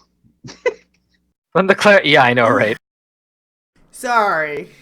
Why you're supposed to have two Yeah. clerics? That's Yeah. what I've That's the learned. answer. Is Two clerics. Right? that's what you should 'Cause- do? Is you should have two clerics. How we brought my other Nobody cleric ever back to wants life in Sacred Darkness was like such a like weird way. Oh yeah, this was like a totally ad hoc thing. Like, there's nothing in the rules about this, but I was like, I'm gonna make this fun for everybody. Their arcane trickster actually tried to use animate dead on the cleric because it's like, well, we don't want to carry his body, so I'm just gonna turn him into a skeleton for now. And he can carry all. But my guy was also a cleric of Gosray, so a cleric of like nature and Yeah. Yeah. His soul was in an extreme amount of anguish, being turned into an undead abomination. Yeah, he probably wasn't especially happy about it when he got resurrected then. I guess we could just do the ritual after all, and then if we have to come back, oh well, like whatever. There's not really any inherent danger to doing the ritual, right? Other than we got only a certain amount of time once we do, so that's No. yeah. It just Lowell means- says you might feel a little prick. Oh, okay. Maybe we don't want to do it then. I don't know. I don't know if that's what I was saying. Like, is it actually a downside to do it twice? If there's actually like something, if it's actually dangerous, then there is a downside. To do it Lowell twice. says as he references the Necronomicon that beckoning the stars beyond is no small task, and it may tax your body if it doesn't tax your. All right. Such is the price to pay for occult knowledge. I say we come back. All right. We're probably going to fight the ghost again, but oh well. Yeah. Yay!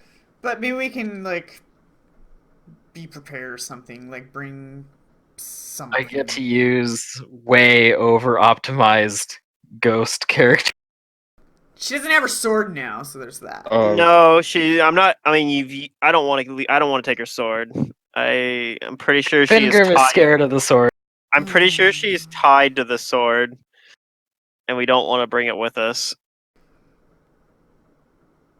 I mean, I don't know. If that's the case, throw it in the lake. Gus has more knowledge on this sort of thing than I do, so like, He says that he doesn't know if that's a possibility, but it very well could. That he's only referenced so many like accounts of like ghosts leaving anything tangible behind. But he's certain that this sword is something significant to the ghost. Otherwise, it would have melted into nothingness, just like the ghost. I guess we could tying this thing Kulu here. pulls out her sketch pad and she starts sketching the sword. Ooh, right, okay. That's probably a good idea. I guess we could take it and give it to the giant. Like, be like, here, have this amazing sword, and resurrect our friend. And if the ghost spawns on the giant, then she can deal with it. It'll be her problem.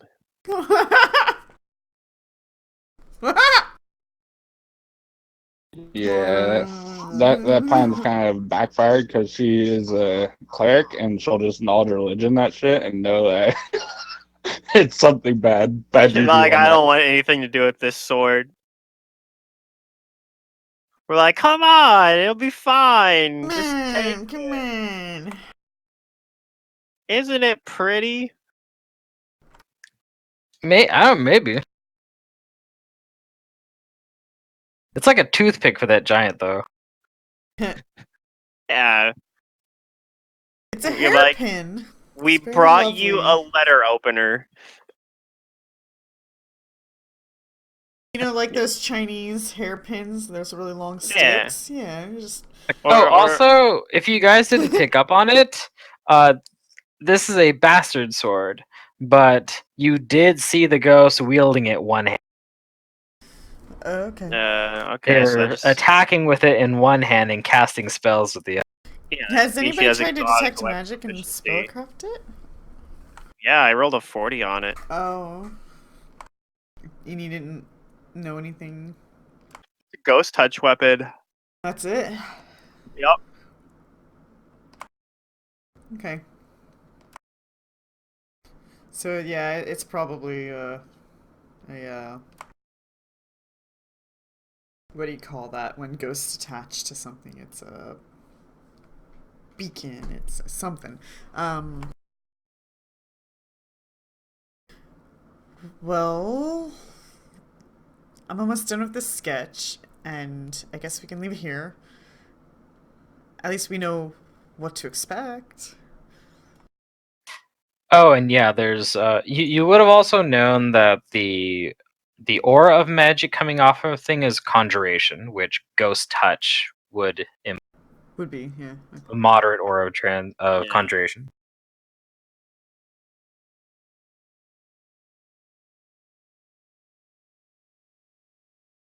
But yes, oddly, it doesn't seem to have any enhancement bonus on it.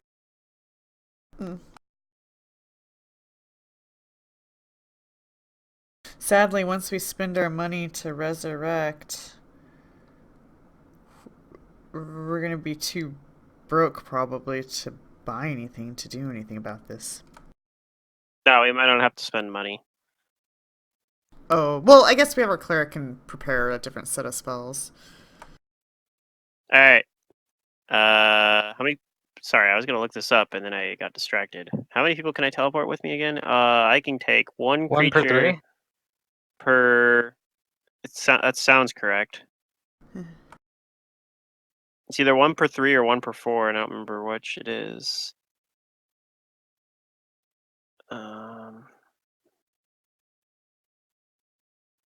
1 additional or smaller per 3. Okay, so I can bring 4 people with me, which is perfect because I only need to bring 3 people with me, but it means I can bring everybody back with me too. Yep. Um, And Cormac is just a very large object with a bunch of other objects. right, but I mean that's what I say. Even if he was alive, I can get us. I can teleport us even like back here, back to where. Yeah. Well, we'll go with Lowell's to where like he went that other place we met him because he says he's just gonna stay there Okay. before we teleport, and I'm gonna like take the time to like fully Then study I'll and just move you guys. commit that place to memory so that I can get back there much easier than this first teleport's gonna be. Be not alarmed if you have vanished. I just have to turn you guys into GM layer thing so that I can move you. And the GM assets to move us, yeah. Yeah.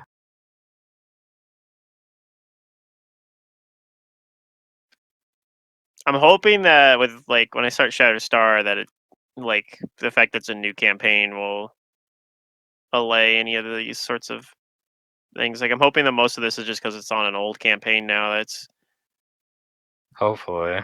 kind of like how Secret's old character sheets are acting up, but if she makes like a new one, it doesn't. Yeah. Something like that. Yeah. It's got stuff that was created under the legacy version or something. I don't know. But yep. You guys are.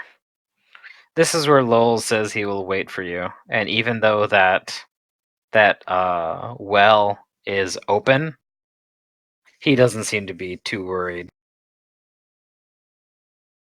All right. Well, I'm not worried if he's not worried. He says if he feels a draft, he'll just go inside those double doors.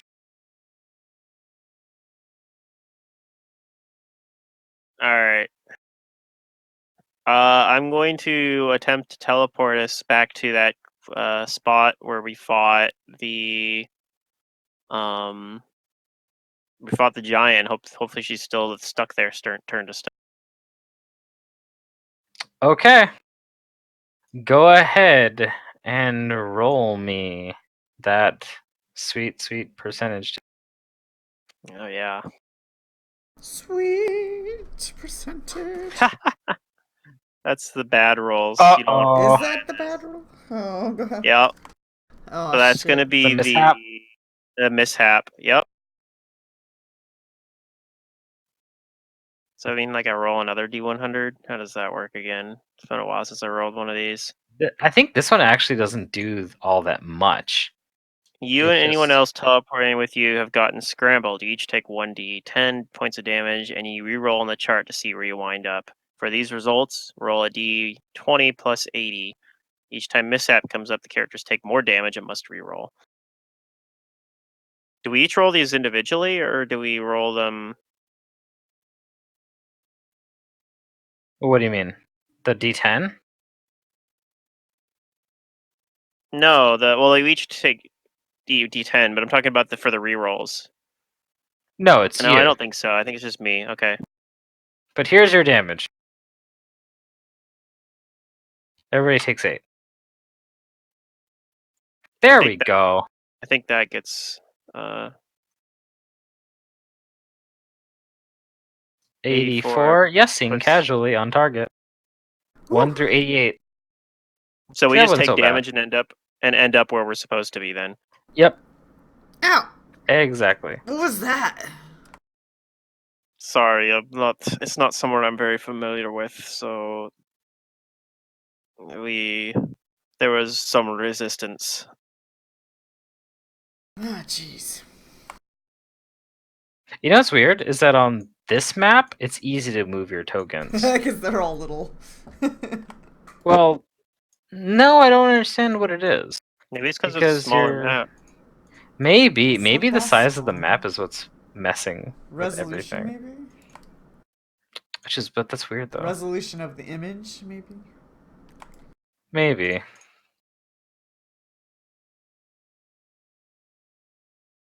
That would slow things down. It shouldn't slow moving tokens around, but it would slow just, I don't know, us scrolling about, I suppose. don't know, actually. It might just cache it and then be done.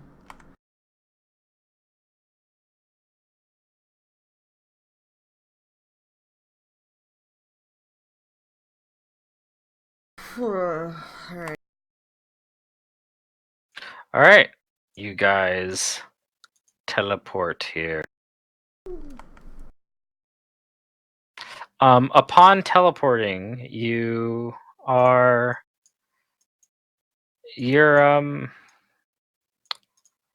how far away from the giant do you want to be? Do you want to be like right next to the statue or a little ways away from? Maybe like I don't know, maybe like 100 or so feet away.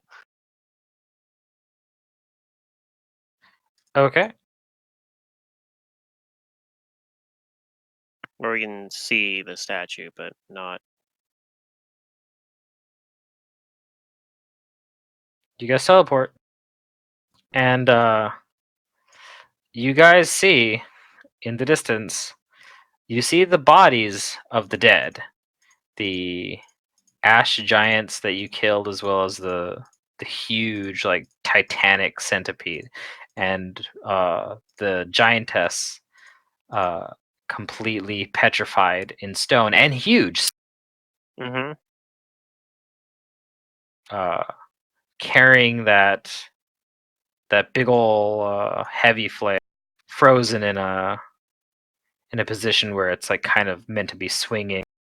But you also see a bunch of other ash giants that some of them are kneeling and others are just kind of bowing their heads. It looks like there's a small gathering here, and they're all facing the giantess. All right.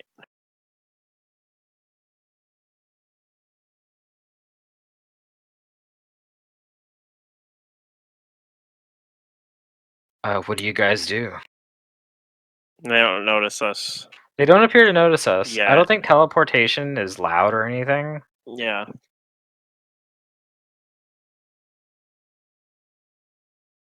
It might have made a little bit of noise because it was painful, but Like, ow. although it wasn't too bad.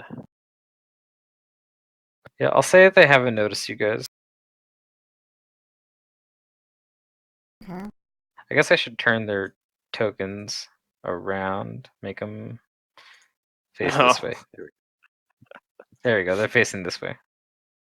But now if I zoom in, the text is backwards too, right? Oh, it is. Well, that's okay. You already know what they are. Oh no. Yeah, I'm hoping that they'll just let us like walk up, but they might be upset. So I'm What do you gonna. guys do? Gus and Jane will carry Carry me? Cormac. He's a heavy. Cormac. Yeah, normally I would, but I might have He's to in fight all these this guys. armor. Yeah. But hopefully I'm not. Gus tells you to be careful, and I guess they'll all stay here with Kudu. It's just Fingram marching. Yeah, I'm gonna like march kind of towards, and I'm gonna like like, hey you. Okay. You get all of their attention. They all turn. Yeah. And I'm gonna tell them stand aside. I'm gonna unpetrify I'm gonna unpetrify that woman. I need to speak with her. They look at each other, and they start pulling out weapons. These big ol' huge great clubs, and they growl to you that this is sacred soil now. You cannot bask in Mother Grimmoon's presence.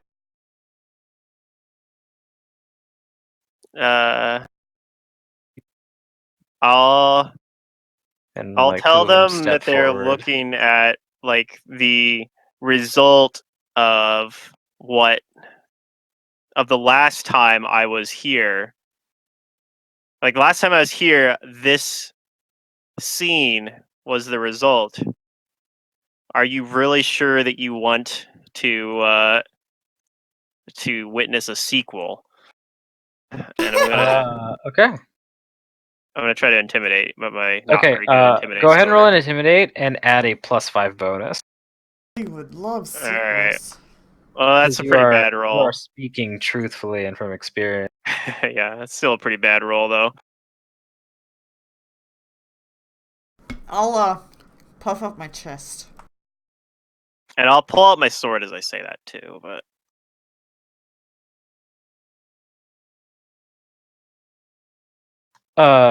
Could you do? Are you gonna? I know you do that, but do you say anything, or do you try to add to anything? I don't have any modifiers, so I don't really know about adding, but I'll try to appear intimidating and say, please do take us seriously. Okay. Well, if that's you not want to too add to the intimidating. intimidate, you can intimidate. Okay. Yeah. I think she's more afraid of their quantity, so it's like,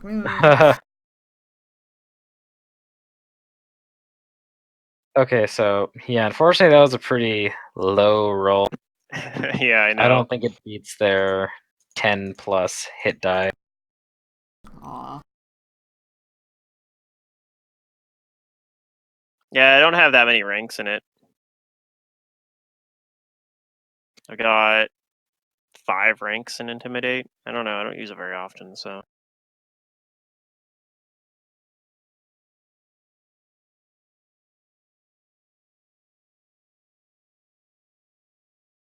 Yeah, it doesn't beat their the Yeah. intimidate DC here. They don't back down. Instead, one of them begins laughing out raucously, and the others kind of join in, and they say, "A puny person like you could never defeat Mother Grimmoon. If we found whoever did this, oh." And they kind of like lose themselves for a moment, and another one like smacks the other on the back, pushing him forward a little bit. But he says, "That would be a sight." Alright. I'm just gonna have to turn one of these doofuses into stone probably to prove it, huh? They don't attack you, but they stand. They all like stand guard Yeah, in I mean, front of the unless statue. someone else can talk them down, but I don't. That's my only trick in terms of talkie. It's my only talkie trick. No. I just hurt and heal things. And draw. Ooh, I know. I can tell them to line up for a self-portrait, and I'll start drawing them. And while they're distracted, you'll race in and...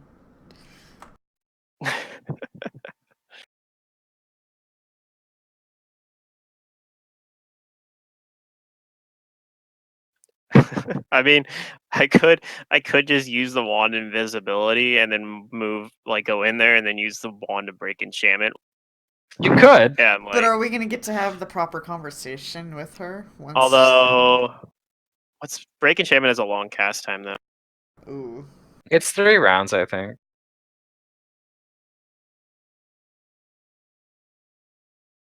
Or is it longer than that? It's I don't 1 think it's minute. longer. Oh, it's a 1 minute. minute. Okay, it does Yeah, take so a while. 10 rounds. But I could do that during invisibility. It would last 3 minutes, so Mm-hmm. that is something I could do. But I'd feel silly just walking away now. So my pride is injured, so I'm not gonna back down either. Somebody else can like convince me to, but yeah. So I'll like take a few steps forward, probably. Okay, you do.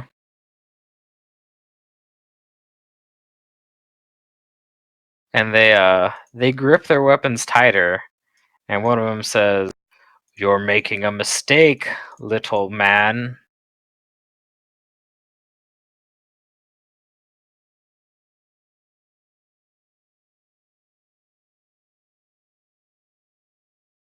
I'll We follow came with him. here to venerate, not to fight for once, but we are no strangers to violence.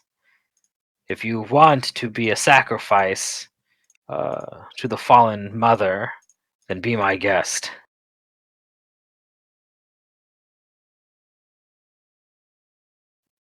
Yeah, I think I'm just gonna. I think we just have to fight. We might be able to. If I turn one to stone, it might end the fight prematurely. So that's gonna be my play. Because then they'll know. Then they might know that it was actually me that turned her to stone. So I'm gonna start casting spell, and I don't know if they're gonna let me do it or if I have to roll initiative though. I want to. They don't really know what you're doing. Okay, so I cast mirror image on myself. If they assuming that then they'll let me do that. It's gonna give me. Is it D4 plus 5 right now? Or 4? It's plus 4. They look at you, and one of them scratches his head. What is he doing? Does anyone else see more of him? And the other ones say, "Yeah, but they're all so tiny. We can squish all of them at once." And then, like, one in the back, like, kind of like claps his hands and says, "Oh, I've never seen magic before, guys. I think he's doing magic." These guys are complete doofuses. They're not intelligent. I'm gonna cast another spell, and they're letting me do that. This is gonna be probably the last one before I just. Well, yeah, this will be it. I'm gonna cast haste on myself and on Kudu. Let's go. Okay. And then I'm going to attempt to charge them. So now we probably definitely have to roll initiative. Sweet. Probably. Am I just gonna run Fingram and Kudu through this? I think I am. Let's do it. I tried to not fight him, but I'm hoping that I even gave you a bonus. I actually wanted you to succeed, yeah. but I just I'm wasn't hoping sure if that you'd have the force of personality to do it. I have Calcific Touch prepared, so I'm hoping I can just cast that and turn one of these guys to stone, and then they'll figure it out. Hopefully. We have force of damage and magic. Okay, so they're not going to respond until you make the first move. So Okay, so surprise. if you want to, you can put yourself down here next to them if you're going to charge. Yeah, like I use the. That will trigger a raid action to hit you. Okay. Yeah, I'm gonna cast. Like I'm gonna before I charge, I'm gonna use enhance my weapon as a swift action to give it keen, and I'm gonna enhance the bonus up to +5, and then I got one more point I can use for something.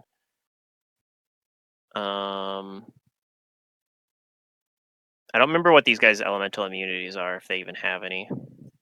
So I'll just put you, I guess, down here because that's where you end up in charge. Does a 25 hit? A 25 would, yeah, but I have images. Okay, so here's an image because there's 6 of you, right? There's 7 of, yeah, there's 6 of me. You're right. Takes out an image. Okay. And go ahead and make your I just say I got to figure out what I'm picking for my last enhancement bonus thing, though. So I'm gonna do a. What options do I have here? I'm just gonna give it shock as well. So it's fiery, shock, and +5 and keen. All right. Then first attack on this doofus. +4 because the enhancement bonus and the charge bonus as well.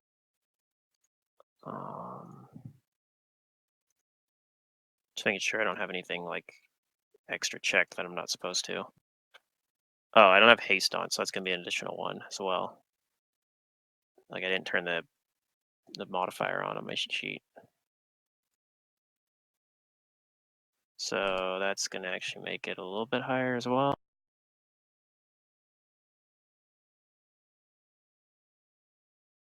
Hey, chance for critical. You roll it again. I think that's confirmed. That does.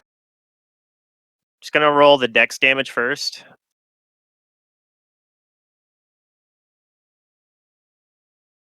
Okay, so he takes 4 dex damage as he's starting to turn to stone.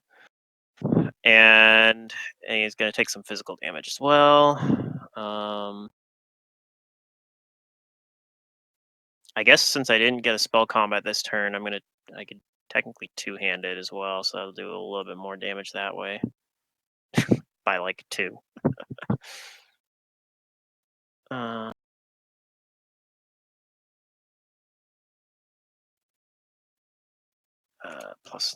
actually. But 2 of that. Sorry, I'm like my brain's fried. That's okay. I actually feel bad for Grim because he lost his character like way quick. Oh man. Yeah, I know. That always seems to happen when like a character dies. It happens at the beginning of the set. It's all good. Okay, first D6 is going to be. I'm pretty sure you're gonna come back this session though. First D6 is fire. Second D6 is electricity. So he takes 20 damage. That's and 4 all the crit dex damage. Yep. Unfortunately, that is all my crit damage. I didn't do like a shocking grasp or anything like that. So. Okay, and he took 4 dex damage. Okay, dokie. Ooh, actually, real quick, can I want to use my maximized spell. On that calcific touch? Now I'm thinking about it. My 1 a day maximized touch. Yeah, you do have it. So instead of that 2d4, it would be he just takes 8 dex damage like right away. Okay. That's not another turn of stone. But no, but I was just thinking about that. That's gonna be a way better use of maximize spell than like probably anything else I'm gonna do today. So okay, you do hopefully that. end this. I need to hopefully end this quickly. So this guy is. I'm gonna make a little snail icon for the dex damage. He has 8. Okay. Yep, you do that. You start the combat. You and Kudu, go ahead and roll me initiative. Yeah, I already rolled mine. Oh,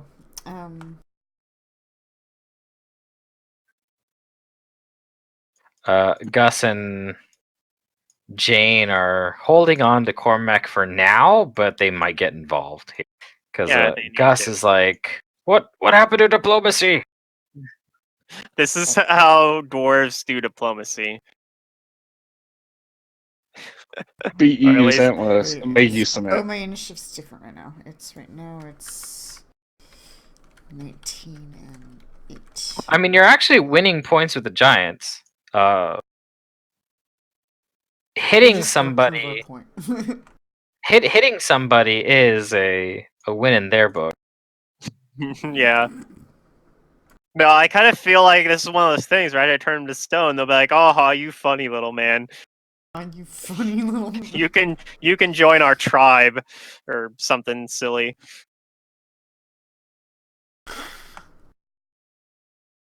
I don't know. they probably will. Like you said, they probably will respect it more. I thought about using stone skin too, but I was like, probably just mirror image and turn a guy to stone, and hopefully hopefully I don't have to turn them all to stone. I could, in theory. Like I have 12 more attacks of calcific touch, and they're all D4. Like they're all maximized. So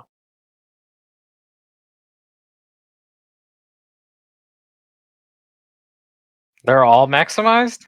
I think that's how that works, right? If you do a multiple charge on a maximized spell, like maximized metamagic feat on the spell, it maximizes for the entire cast. I don't know. Wait, Nobody's used maximize spell before. What spell? I used it on Shocking Grasp last time. Well, on Calcific Touch. So, are you saying that the cast has multiple like doses, or what? Yeah, this is one that's has one charge per level for caster level for 1 round per level. Right. Then the maximize should affect the whole spell. I It's kind of think like if you're you right. think it this way, like if you threw out a flaming Oh. sphere, the flaming sphere would be maximized the whole time, right? Yeah. Also, I'm pretty sure he'll make this save anyway, but it is also a DC 20 Fortitude save versus the guy hit to Oh, avoid for the being Calcific staggered. Tuck. Yeah, to avoid being staggered. But he takes the dex damage regardless. Yeah, he takes the dex damage regardless, but if he fails a save, he's also staggered for 1 round.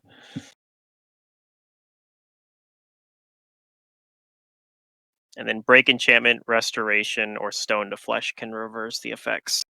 Yeah, they got a pretty high save. Yeah, their fort save is really high, so it's very unlikely that they are staggered, but Oh, never mind, I failed. he failed? Alright, he's staggered then. That might help me. These guys probably have multiple attacks, so although if he goes after me, he might just get turned to stone anyway. Looks like I beat half of them, so that's good. Okay, Kuda, you're at the top. Fingrim went in and started combat. Yeah, I kind of anticipated this. This is still the same day, so I'm still empowered. I'm gonna move, so I'm going to empower to boost my blast. Am I in point blank? Here's something I didn't know. If you have empowered and maximize, it only maximize the base number, and you have to roll for the half for the empowered part. So I'm gonna start with not doing all those things I said. What I am gonna do is I'm gonna start with a slick.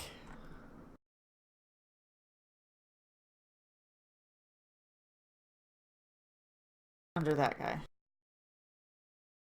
Okay, so it's a reflex. Wait, not that guy. The one in front. Yeah, a reflex.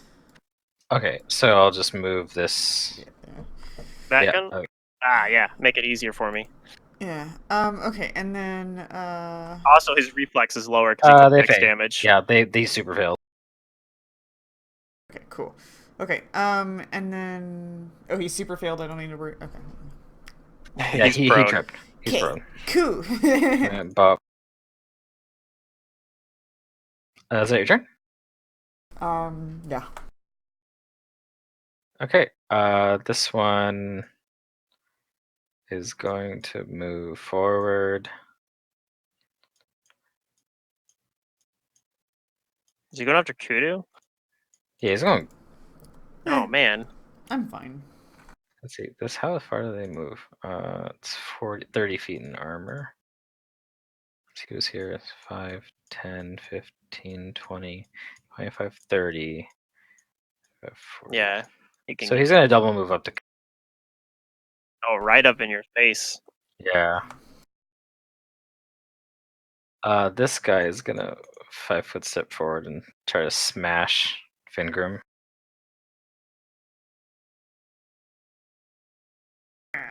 Smash.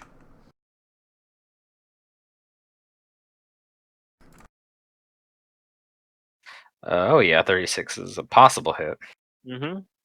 They actually like when you go and hit them.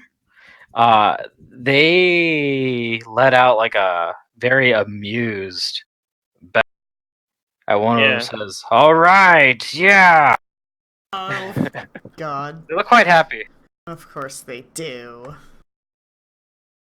All right, it's a D5 for the mirror images. They hit you. He hit me. This one's gonna hurt.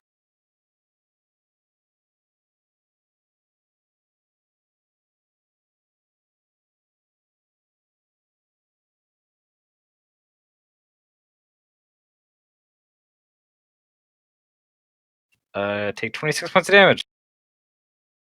All right. Your turn. Okay. Yeah, I think I'm just doing. I'm not even doing spell combat. I'm just full rounding. But I am gonna use a swift action to activate arcane accuracy just to make my stuff even more likely to hit. I'm also gonna activate prehensile hair, and I'm just gonna unleash flurry on these guys basically. Starting with this guy.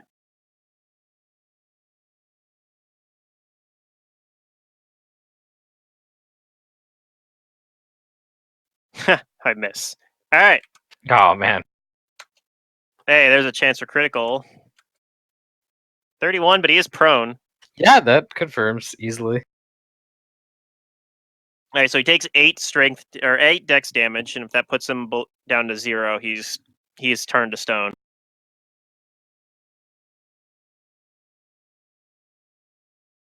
And I'll roll the damage as well. If I can find it. Did I pass it? There we are. He also takes 31 physical damage, or 31 damage, 6 fire, and or it's Okay, 2 so if 2 you fire. if you do 8, Mm-hmm. then yes, it drops him down to 0, and he starts to petrify. Yep, and then I'll move down, and I'm gonna start hitting this guy too, He's because stone. I'm gonna look at him and be like, "You're next if you don't surrender, and let me approach Grim Moon, and then let's take an attack in here. I still have 2 attacks. That one probably misses though. The 27 on this giant. The one below me, yeah. That hits. Oh, okay. So he takes 4 dex damage. Okay. And then it's just a D8 plus 9 plus 2d6. D6 fire and D6 electricity.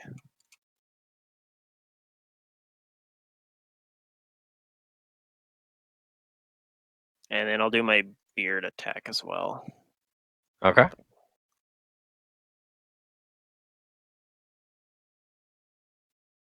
Ooh, if only I had improved critical on my hair, but I don't. Takes 6 damage and 4 dex damage, so he's taking a total of 8 dex damage.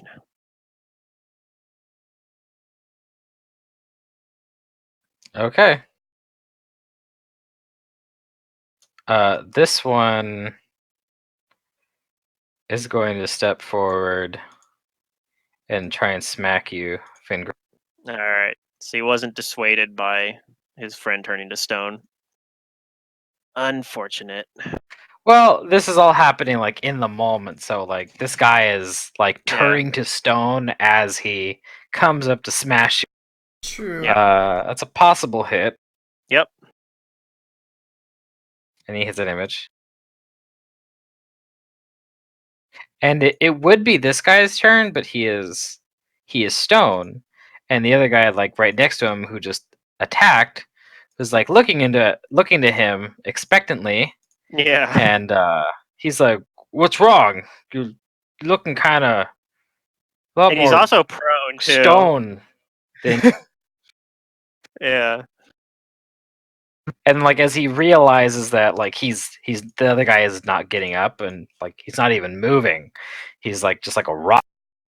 Like this giant's like jaw goes like agape, and he does like a double take between Yeah. this guy and Mother Grim. Kudu.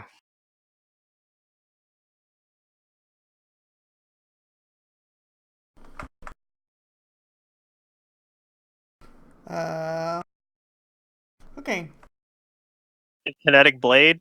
Be a good time to use that, right? However, there's a lot of neat things that kinetic blades can do if you get the right infusions. Oh yeah. Which is kind of like a cannon thing where you like zip through people.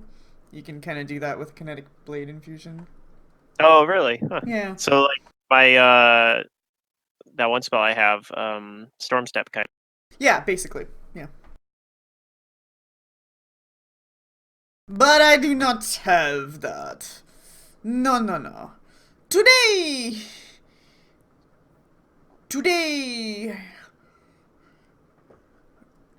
I pray that I get grappled. I am going to concentrate to cast. Okay. Okay, Yep. the one that's turned to stone is not the one prone. So the one prone's No, he is turned to stone. He's prone and stone. okay. That's probably a pretty nice statue. Interesting looking statue, at least. Except he's on his butt. Okay. A very strange looking statue. Yes. So my slick is A. Where? God, I hate this. Is it not rolling it? It's not that. I think the slick is just a level 0 spell. I'm just battling Hero Lab. This new computer in Hero Lab with these old files is just. It's obnoxious, and I can't wait. Also, maybe I should just rebuild Kudu in a new file. I got a new portfolio. Because we're gonna play her for quite longer, ideally. At least one more book after this one. At least. And It's we're a still level one fairly, or we're So not we like need a that DC far into book 17. 5 here.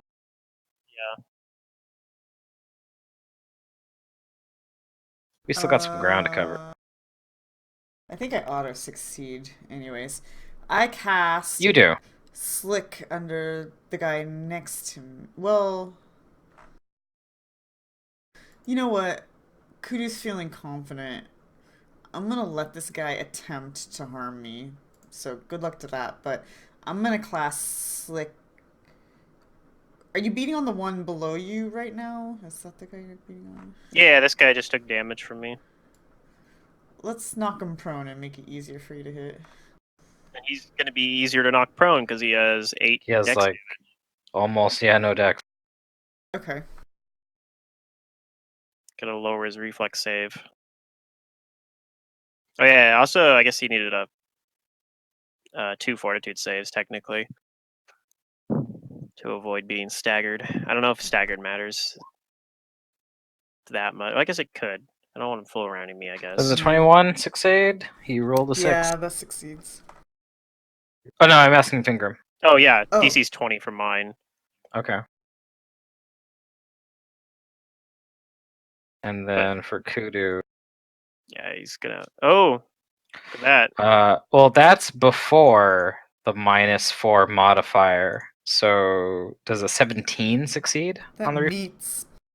meets? Okay, but he's still static, Yeah. miraculously. Well, there's ice there, I guess. Yep. The Okay. other ice would have gone away, though, however. We'll just throw Okay. it to the side for now. Yeah. But we're back on the next round. Now, don't get too hasty about whether or not you hit me, because I got defenses. Yep, this guy's gonna... He's focused on you. He's gonna try and smack you. Here comes the first attack. What's my AC? Does a 23 hit you? I'm gonna Black Cat. Make him reroll. Okay, with a -4.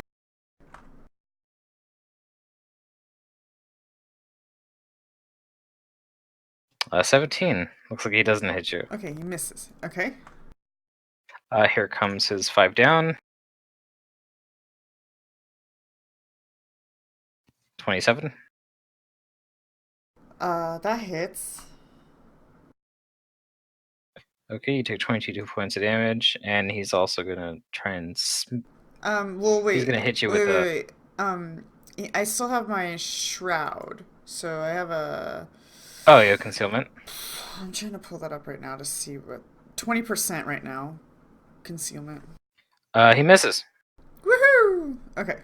And he's gonna take a slam on you. with his free hand. They're actually wielding these clubs in one hand. Yeah. Yeah, it's weird. Ash giants have this ability where they can wield oversized weapons without penalty. So they're holding these huge clubs in.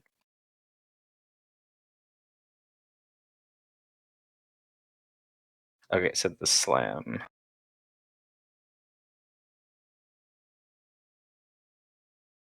There's an 18 hit you.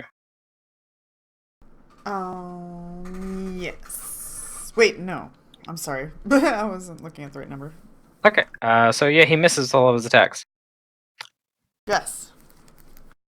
It's not very often things try to hit me, so it's kind of nice to be like, no, you This can't. guy, who's like feeling it really hard to move. He sees that this guy right next to him is just he's not moving and is stone, and he realizes just like this guy like what's going, and he drops his weapon and his hands go up as if like he was going to surrender, but he's actually more like one of those people on a roller coaster where he's holding up his hands and he's starting to chuckle very slowly.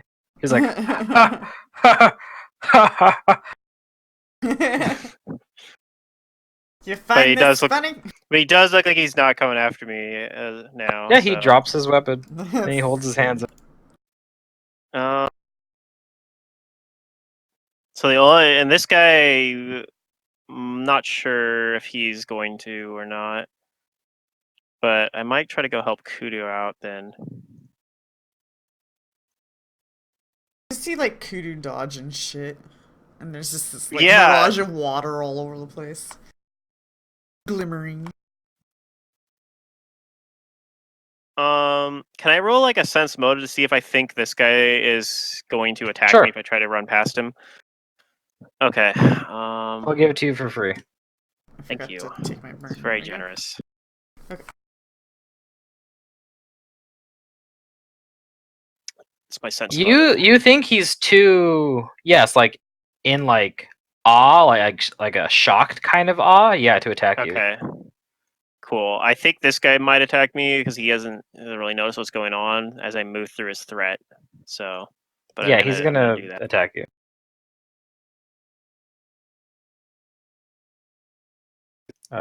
So images. He smacks you. All right. For 22. All right, I'm pretty low, but you know it's fine. I'm gonna attack this guy. Do I want to fight defensively here?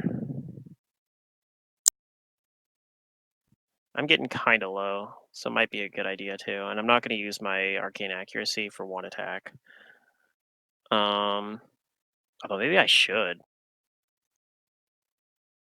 I think it might send a clearer message if I do. All right, I'll use arcane accuracy and fight defensively because they'll offset each other a little bit.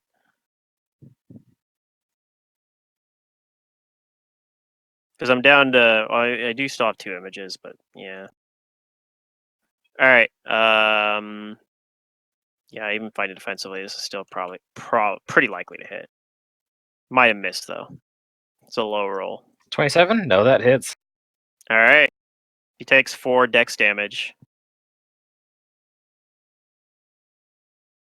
Okie dokie. 6 electricity, 4 fire, 15 physical. Okay, yeah, he takes all the energy damage. Okay, on this guy's turn, he doesn't drop his weapon, but he's not holding it. He's not holding it up to attack anymore. He's poking this guy with it. Yeah.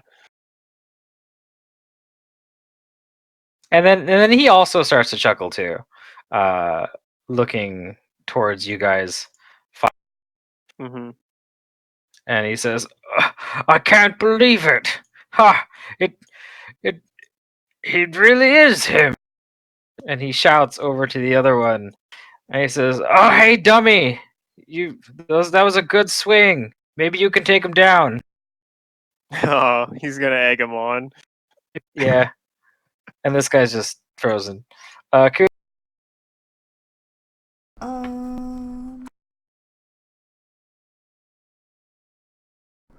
This ice thing will go away. And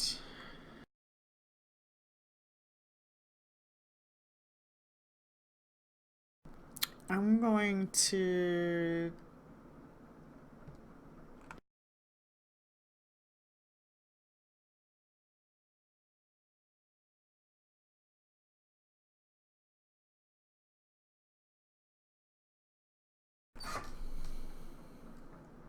I forgot it's hasted, but that doesn't really do anything for me. It's on here, but bam, bam, bam. I will defensively cast.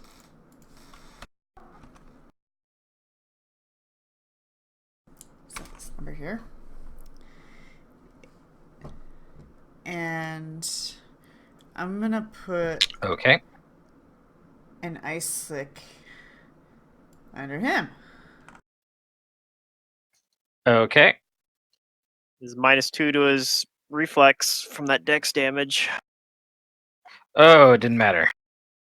No. This guy is like he's like the chosen one here. He is the chosen one. Yeah. Well, I fought defensively. I'm glad I did then. If he's gonna keep fighting.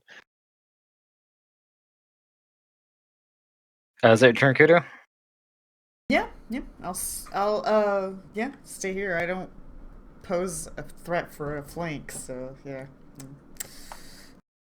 Yeah, it's fine. I don't need it. These guys' AC is really garbage. I hit on a. Wait, I didn't I hit on a 3. move technically. I have a weapon. So, I will pull out my short spear. All right, flanking bonuses. Yep, flanking. I don't really need it You probably have because I to hit move him on up 3 though, earlier. but yeah. Oh yeah, but I can do that. Now we And, cannot fail. And he's like, even though he's like smacking Fingrim and like keeping his balance against Kudu, he does turn to these guys as like there's like laughing and cheering, and he does see what's going on here with the stone and all this, but what this guy particularly said really got to him, and he's like, he is the one. I'm fighting him. Awesome. And he's gonna keep attacking you, Fingrim. All right. Awesome. Yeah, he's actually just reveling in the thrill of battle. And he's gonna attack you, Fingrim.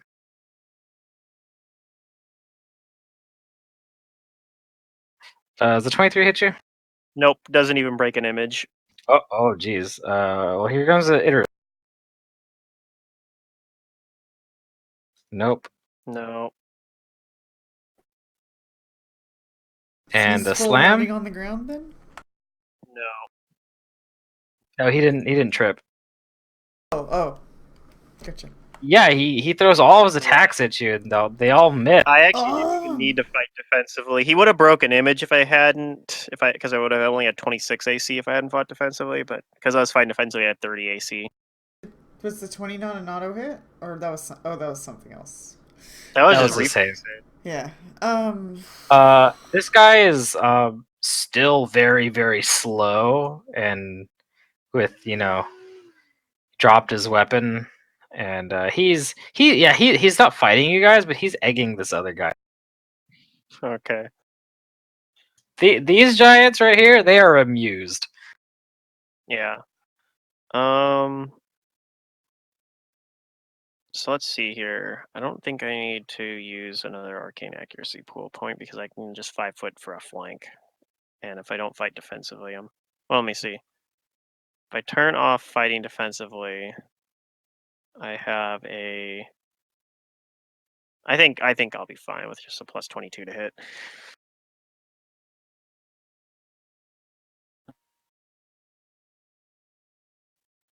All right, I'm gonna. and I'm tempted to fight defensively. No, I'm just gonna go for it. It's 4 dex damage, Okay. some more physical damage, and fire and electricity and all. Haste attack, chance or critical. Oh boy. Does that confirm? Yeah, it sure does. 27. Alright, he takes 8 more dex damage and some Okay. get turned to stone. So probably. he's swinging wildly, trying to hit you, and mostly having a decent time.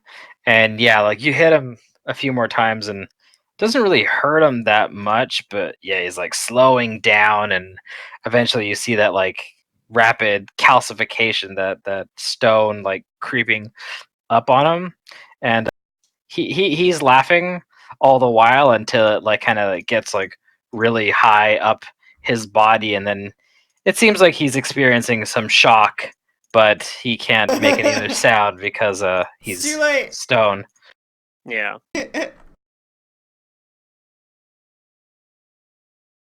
Alright. All right. I look back towards those guys and say, if you'd excuse me, I have business to attend to.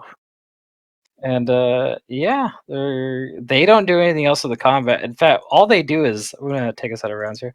All they do is laugh, and this one that is still like untouched moves towards the other guy, and he calls back to the others, "Oh, look, he's stuck in his stupid."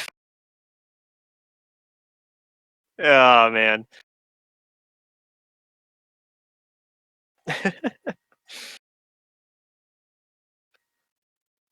Alright. And yeah, they let you pass, but they do say to you that sorry about that before. I think we got off on the wrong foot, but you guys aren't. We just Yeah. thought that the person who defeated all of our tribes people and Mother Grimmoon was going to be taller and bigger.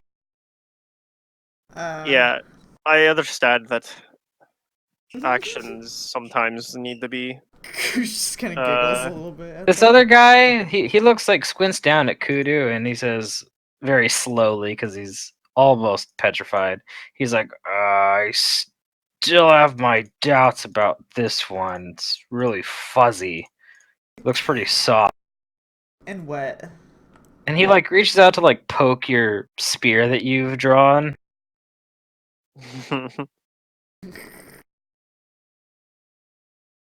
But if you're with him, then I guess you're all right.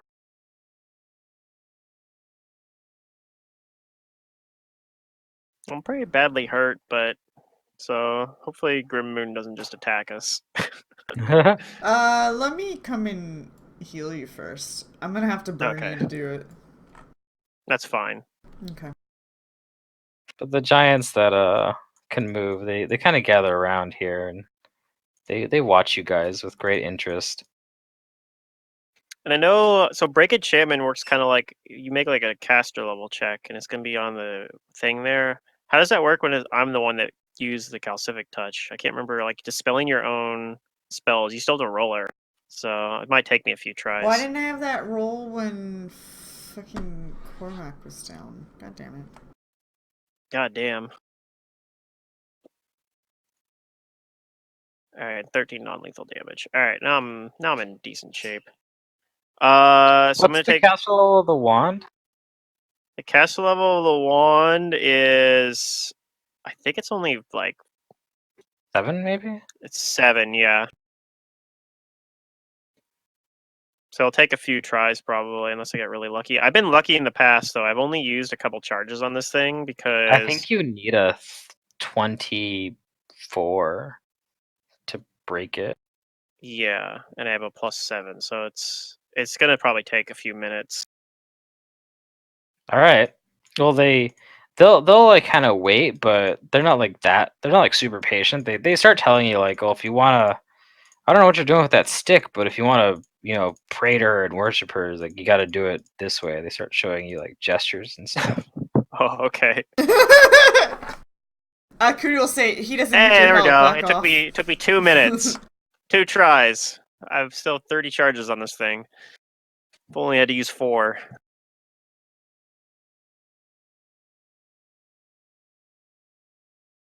One of them's like scratching their head and saying, "I think I've seen one of these things before, but I think this one's giant." Yeah, usually they're like, these things are really small. Pointing to Kudu. Giant cats. I've seen giant cat. Yeah, you're like a Oh, giant you're cat. you're giant cat. You're walking too. Oh, okay, I gotcha. You're bigger than a normal house cat. Oh, so like cats probably look like rats to them, or smaller, like They're like mice. little, yeah, like bugs. They're like ants to them. Yeah. Okay, yeah, that natural 20 gets it. And you know it's just to that point where it's getting late enough where the moon is visible and it's in the direction that you're facing when you do this to Mother Grimmoon. And Alright. yes, that the stone begins to like crackle and it sheds from her body, and none of the giants are expecting this. And the two that are still up, they take a knee and they prostrate themselves in front of the revivified Mother Mhm. Grimmoon.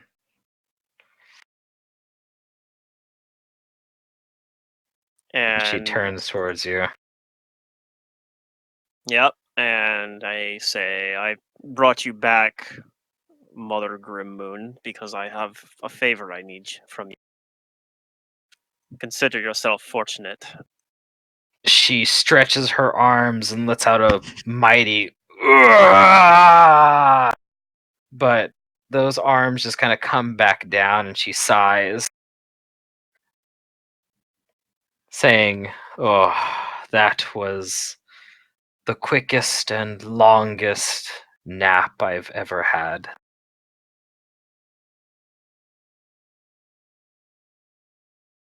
It's been a few days there, I reckon.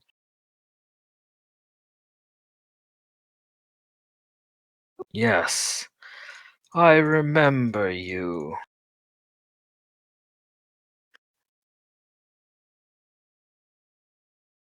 She looks at the other giants and she waves a hand dismissively at them, and they get up and they give you guys a lot of room. Alright, so I tell her, yeah, like the dangers of that place were not, you did not exaggerate. They have been uh, it's been very fraught with danger. She And says, and she actually shrinks back down to her normal large size while she's talking to you. mhm, And she comments that I remember there being more of you. yes, they're over that way, and one of them uh, fell in the city, which is what has brought me back here. Seeing as you are also a possess great power, I'm hoping that you can help me with that. She scratches her Bringing chin. back a priest of Gordon for another battle.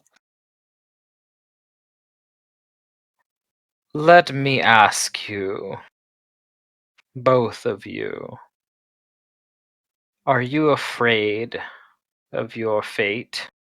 Do you fear death?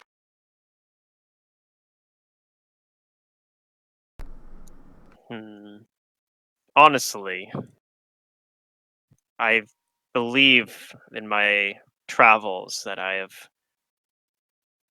at least glimpsed things worse than death. But yes, I believe it is wise to fear death. And what saith Kudu? Oh, I don't want to die.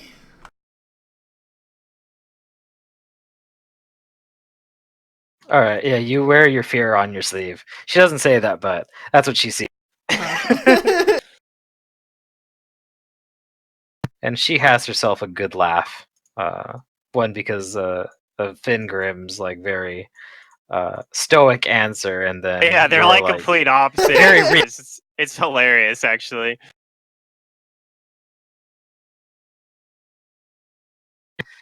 She says that puny man that came before you, I will not help him condemn this world. Neither will I stand alongside those who would prevent it. Looking at you two. If the world ends, that is Grotus's will. I shall only offer you my blessings and my wisdom, that you might be heralds of this realm's salvation or its damnation. The Shatter smile shall remain here for many days more before traveling again. If my magic will delay your own deaths before then you may have it. And she asks you to bring forth your dead. Bring out your dead. Jane, Somebody ring the old bell. can you bring Yeah. Cormac? All right, they do. They carry him. And Gus is pretty surprised by these events. I feel like he is staunchly more in favor of the scorpion people than the giants. But he What's doesn't. funny? What? Scorpion people. What are we talking This is about? this is like the perfect way to bring back a cleric and Gorum. Fight for Yeah. They had to fight to bring you back. But you're asking what scorpion people? Weren't you here when they met the scorpion people? I don't remember. What was I? Probably. He wasn't because Oh, we maybe were you doing weren't that like here. fast travel. No, he wasn't. Yeah, We were there's scorpion climbing people here. Okay. So actually, yeah, I The wouldn't. scorpion people don't like the giants. The giants don't like the scorpion people. Okay. They're both like neutral parties that just don't like each other. I don't remember them at all. So that would have been. I guess that would have been another option. We could have went to them. But the giants are a lot more like rude and like crass about things. So whereas the scorpion people will just kind of like hunt the giants down if they see them, the giants will like also kill the scorpions, and then like they make dumb signs out of their corpse. Oh my god. Oh, man. Well, I don't remember the scorpion people, but I like the giants. They're funny.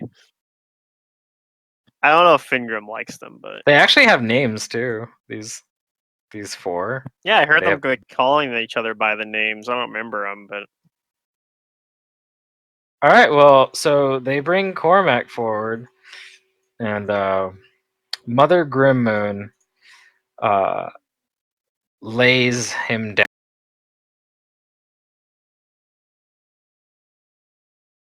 And she actually takes off her mask that she's wearing, and there's not a whole lot that's much prettier underneath.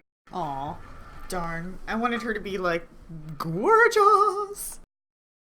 She's it's like she's the like movies where she even- takes off her glasses and then all of a Right. sudden she's got a complete makeover. Who's that girl? Yeah. she's actually more disfigured than the other giant. Yeah. Because if you're looking at her, you notice some physical distinctions about her from the other ones. She has like all of these like really bony protrusions like coming out of her body in certain areas, mostly around the torso, like her shoulder blades and her arms and like in her.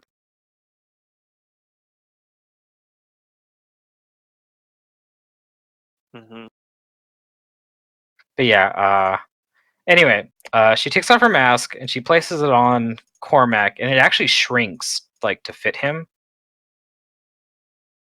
So looks like it's some kind of magic.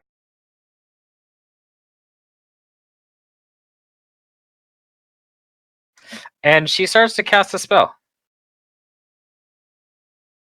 All right. I will do the spellcraft to make sure that nothing fishy is going on.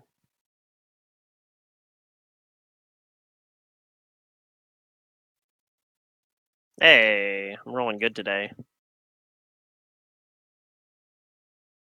Except for that will save. That's the only time I didn't.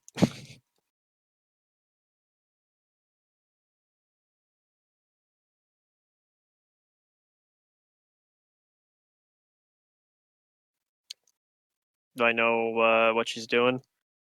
You know that she's casting Raise Dead.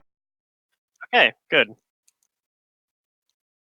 But you see that there's something unusual about the way she's casting it.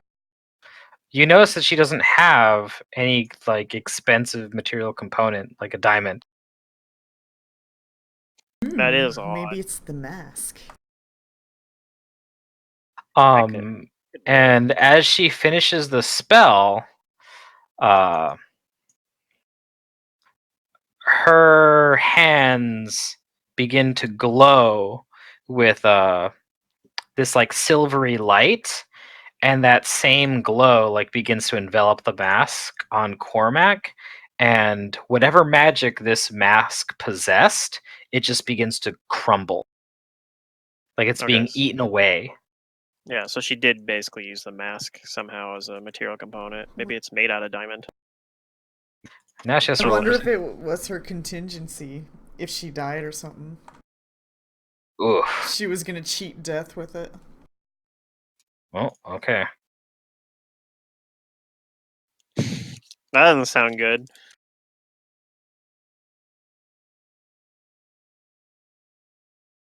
Oof. It doesn't work. No, I don't know how this spell works. Let's see. That'd be really annoying. I'm like, damn it! All right, well, It might work. It might be the Next state stop. that it might be the state that I come back into. Like, Oh, gotcha.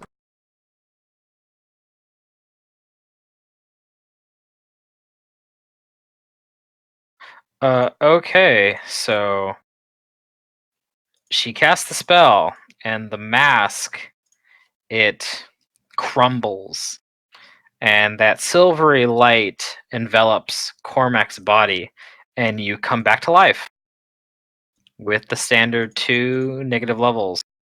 yeah, but he can get But rid of. otherwise, there's nothing wrong with you. However, you all see Mother Grimmoon. She actually does retch in pain, and her eyes, they become whited out, and there's this big like black stain that radiates out from. Weird. Why? You okay? So backlash, now it probably. actually looks like it almost looks like she's wearing a mask, but it's like burnt into her face. Ooh. Crazy.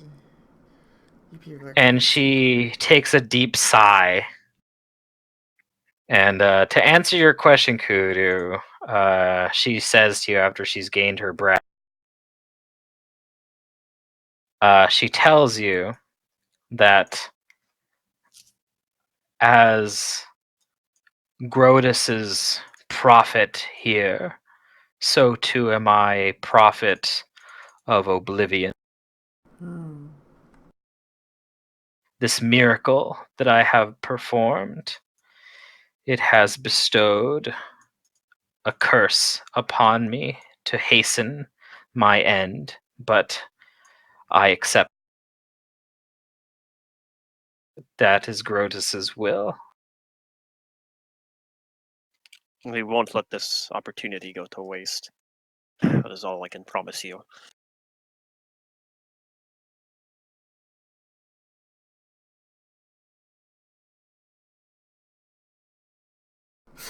Okay, well, She says that while I welcome my own end, I do not seek to hasten it before I can serve Grotus enough. I'll only be willing to do this for you so long as I do not weather another curse. After that, I must leave you be to follow your own fates. yeah. All right.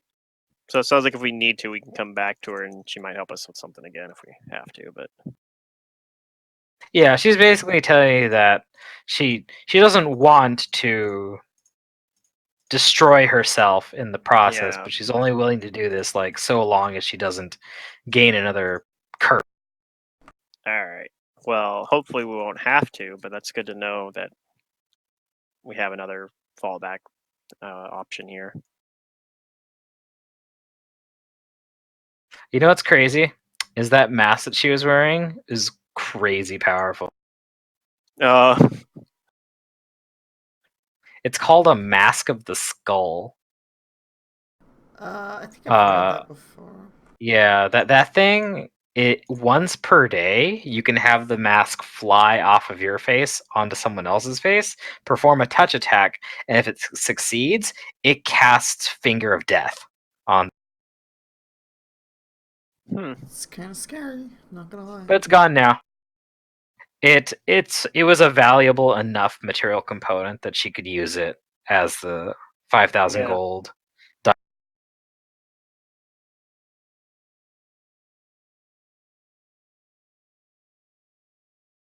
All right, yeah, Cormac, you come back to life, and you're in the middle of the desert as it's kind of getting like close to dusk, like twilight, and there's all these giants like around you. Some dead, some like petrified, and Yeah. some of these guys are just like looking on you at awe as Yeah.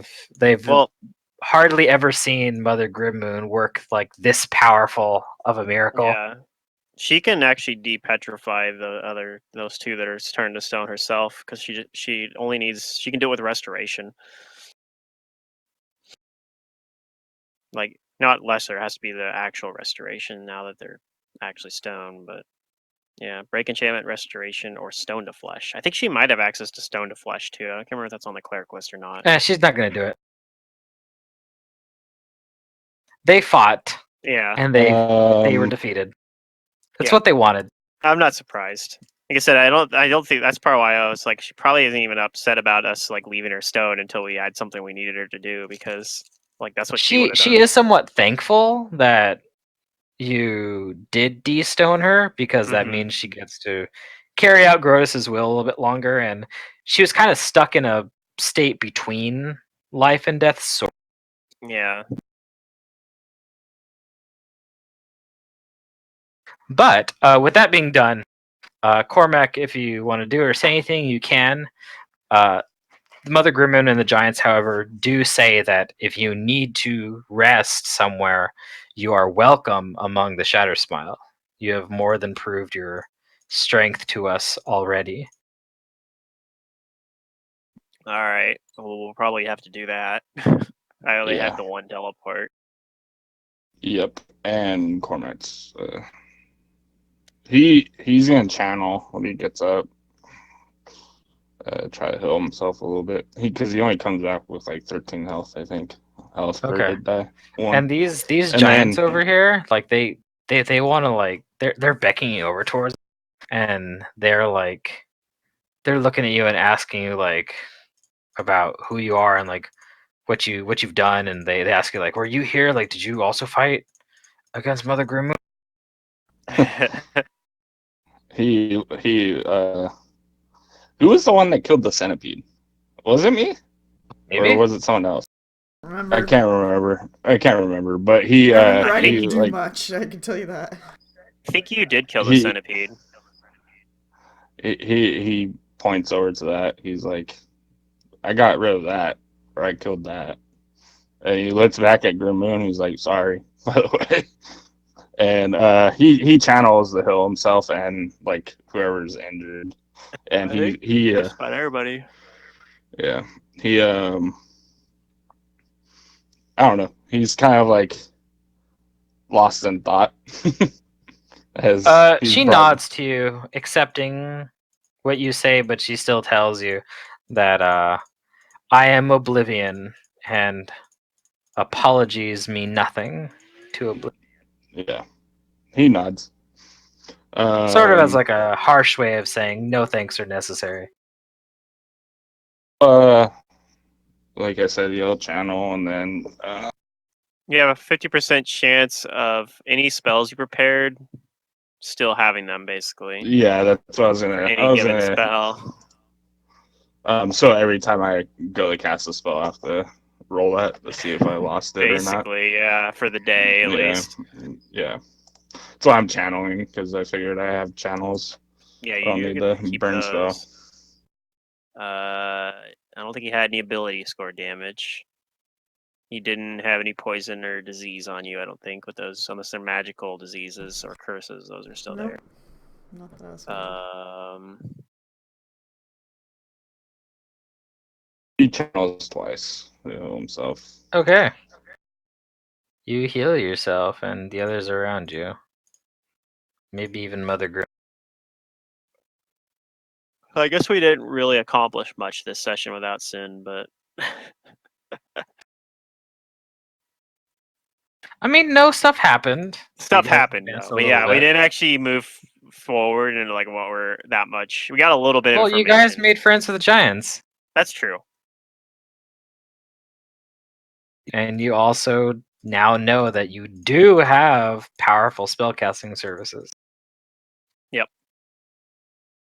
They just come with the chance that she gets these horrible curses.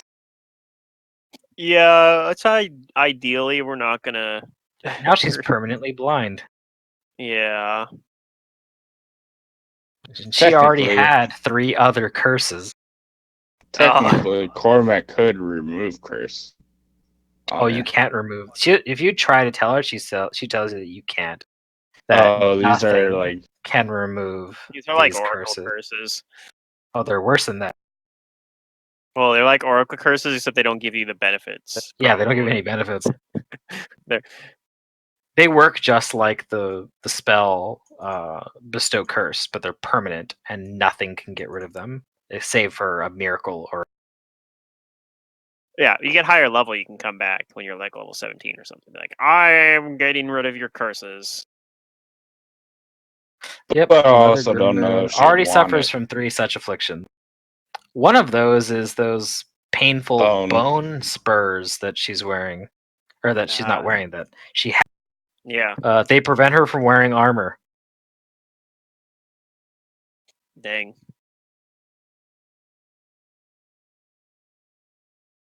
And Now then she's permanently blind. you have like the diamond dust needed to restoration yourself, right? Yeah, but I already You can only burned remove through one all of them my- right now, but I've already used up all my restorations that I for the prepared. day. Yeah, that's Maybe fine. You can do it. maybe we when can I come camp back. here No, that's what they said already. with them. They said we Okay. can camp here. Okay, then yeah. Yeah, they said that you're welcome among their tribe now. Noted. Yeah. Yeah. Not that I I'm want like to a hang out with their celebrity. tribe, but that's good to know that I'm not in harm's way. Why would you want to hang out with these guys? They're hilarious. They call me one of those. Aw.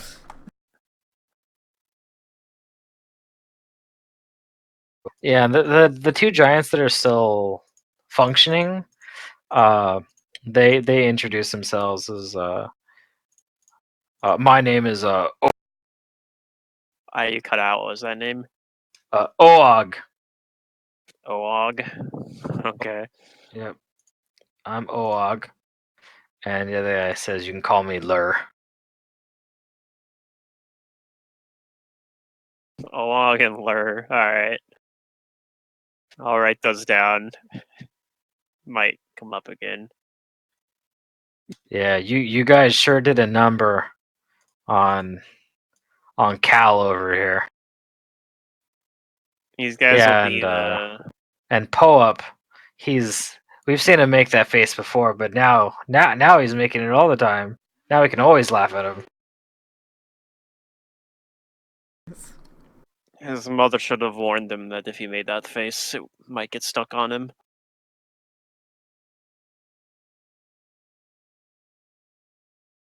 Well, his mom also warned him that if he didn't fight, that he'd die a horrible death. But neither of those really happened, except for the face.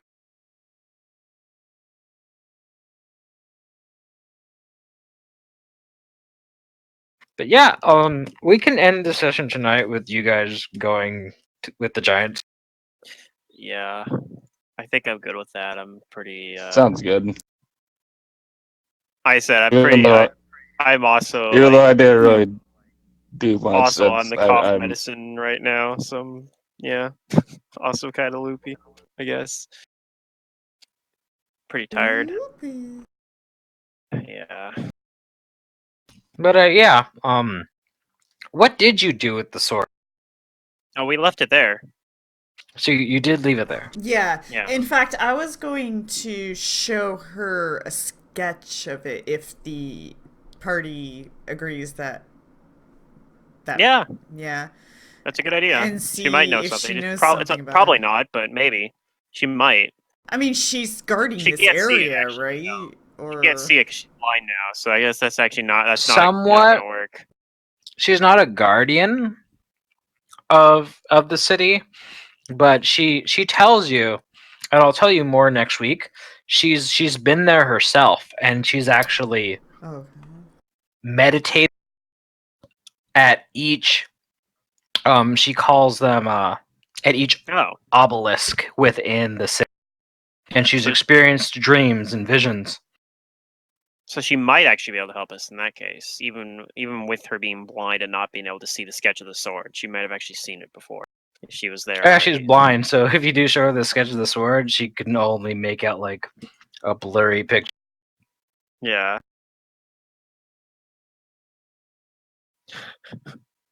Be like uh in Avatar when they were like talking about libraries and Toph was like saying, "Yeah, I don't really care about libraries," and like I can't remember who it was. I think like Sokka gets upset about it, or like, or somebody like, "What's your problem with libraries?" And then she like does that thing where she waves her hand in front of her face, like, Yeah, "Duh, I can't actually read."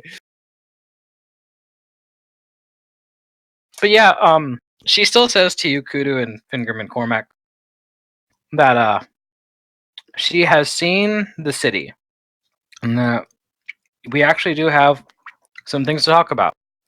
In fact, I've seen all of you before. you have? Not as clear as the day I fought you, Oh. but I knew of your coming.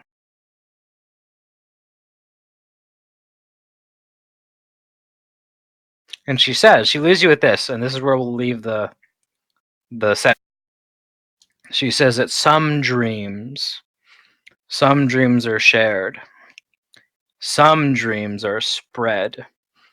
You, and she points to Fingerman, Kudu, and Cormac, and I guess also Jane. She's there. You carry one of the darkest dreams that would infect, perhaps already have infected, countless souls and condemn the world. How could I not hear your dreams?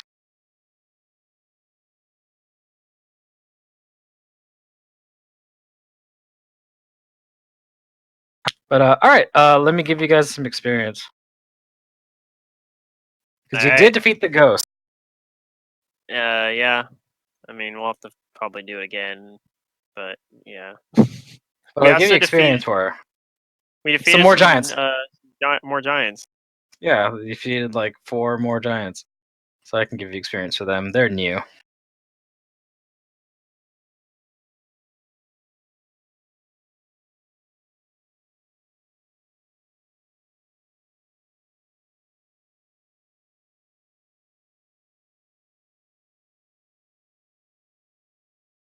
All right. Split 4 ways. Wait, no, that can be right.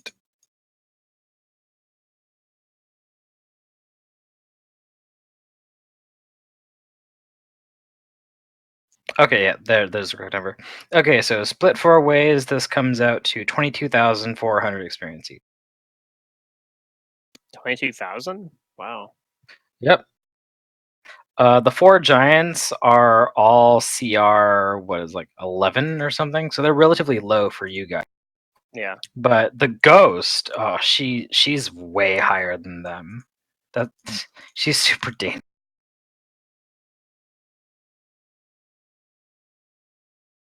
We're actually another one of those size chunks of experience, and we're basically level 14. You guys might get some additional experience for actually preventing the Banishing. ghost from coming back. Yeah. I don't think level 14 actually does anything like much for me though, sadly. It's like one of the biggest like down levels for me. It doesn't like do anything. I don't get a new spell level. I don't get a feat. I just get greater spell combat, but greater spell combat doesn't really. It's like But a yeah, bigger boost. when you guys defeat this ghost, I can't wait to like talk about and show you guys its stat block. It's disgusting. Yeah. It's really that one ability. That one ability that lets it maximize its weapon damage. Yeah. Pretty cool. Anyway, that's the game. Hope you guys had fun. Sorry about you dying, Grim, and It's being all dead. good. Yeah, it happens. That's Shit It happens. happens. We got It's a little okay. bit. If We that need to- ghost had hit anybody else but you, I'm pretty sure they would have instantly gone down. Me and No. Kudu. Me and Kudu have the same house. We're pretty close. What it was is I could have survived. I could have healed myself with that heal spell. My I was trying con's to 25 end the fight. with HP of 172. Right now, at my current state of empowerment when that happened. But you know what? That's okay. If you had survived, you guys might not have had this interaction with the giants after all. Right, that's what I'm That's saying. true, The fact that we're getting, because sounds like we're actually going to get a lot of really valuable information from Grim Moon. So, in the long run, it actually might have benefited us a lot because you decided to fight Cormac. Your Yep. god is smiling upon you. He has deemed you worthy to come back. Deemed you. And I remember we also had like a big discussion about whether or not we should like bring her back for like break the enchantment the first time. That's true. We weren't sure. Like, we probably should have, I guess, because we would have got the information. She probably would have still like. I think we were thinking about coming back. I think that was. Well, part of us something also was worried that I would depetrify her and she would just attack us again, but there was like a non-zero chance that was going to happen. Like, it probably would have Yeah. been fine, but yeah, we Maybe, were I a don't little know. worried. Different Yeah, circumstances. she's it's hard to kind of read her, like because of the path you guys took, but Mother Grimmoon is actually like one of the best examples of just like a straight up worshiper of Grotus. Yeah. She's not trying to kill everybody. She's just like, well, if it's their time, it's their time. And if I help you guys, it's not because I want you to save the world. Maybe you were destined to destroy the world. And that's okay Yeah. too.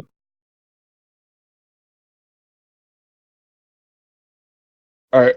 I'm gonna call it. I will Have a good talk night, to you guys everybody. next week. Take care, Yeah. Grim. I'll see you later, man. Yep. And good night, you two. I'll see you for Mummy Maker tomorrow.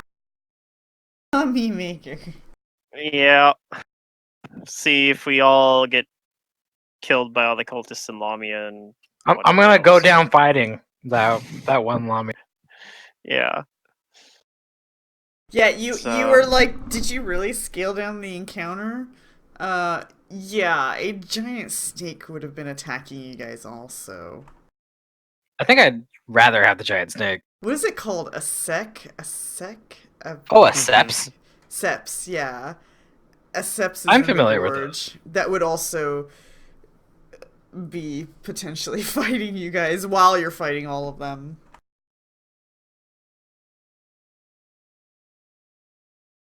They could take the one of those on. Yeah. No, I did lower HP on key players and whatnot, so it's not as hard to down them. We'll see. We might be able to like just hit the Lamia lady really hard in one round. Yeah, I think you guys are doing fine right now. Actually, the way you're like moving in. The only I thing think- that's annoying is that the other two Lamias are like still alive, and one of them's like limped away with a little tiny amount of HP. Yeah. And Star Fox, I'm not angry at him. It's more Raz is getting tired of Nimatep sparing. Sparing Yeah. everybody. Could happen. We have to fight the We have same to make sure these guys guys multiple die. times. Yeah.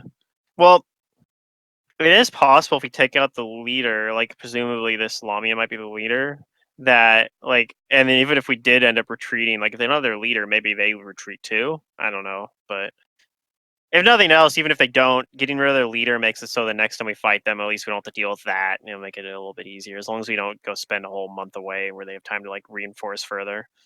If we just retreat and come back this next day. Raz would be like, but they made their choice. If we kill their leader and spare them, we only put the burden of what to do with their lives on them. And I'm not that kind of person. So I'd rather Oh, just yeah. end them. Sparing them twice, you know, that's already giving them plenty of chances. Yeah. The chaotic good barbarian has to dole out some justice.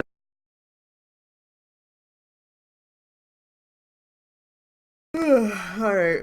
All right, I'll see you guys. Yep. See ya. Bye.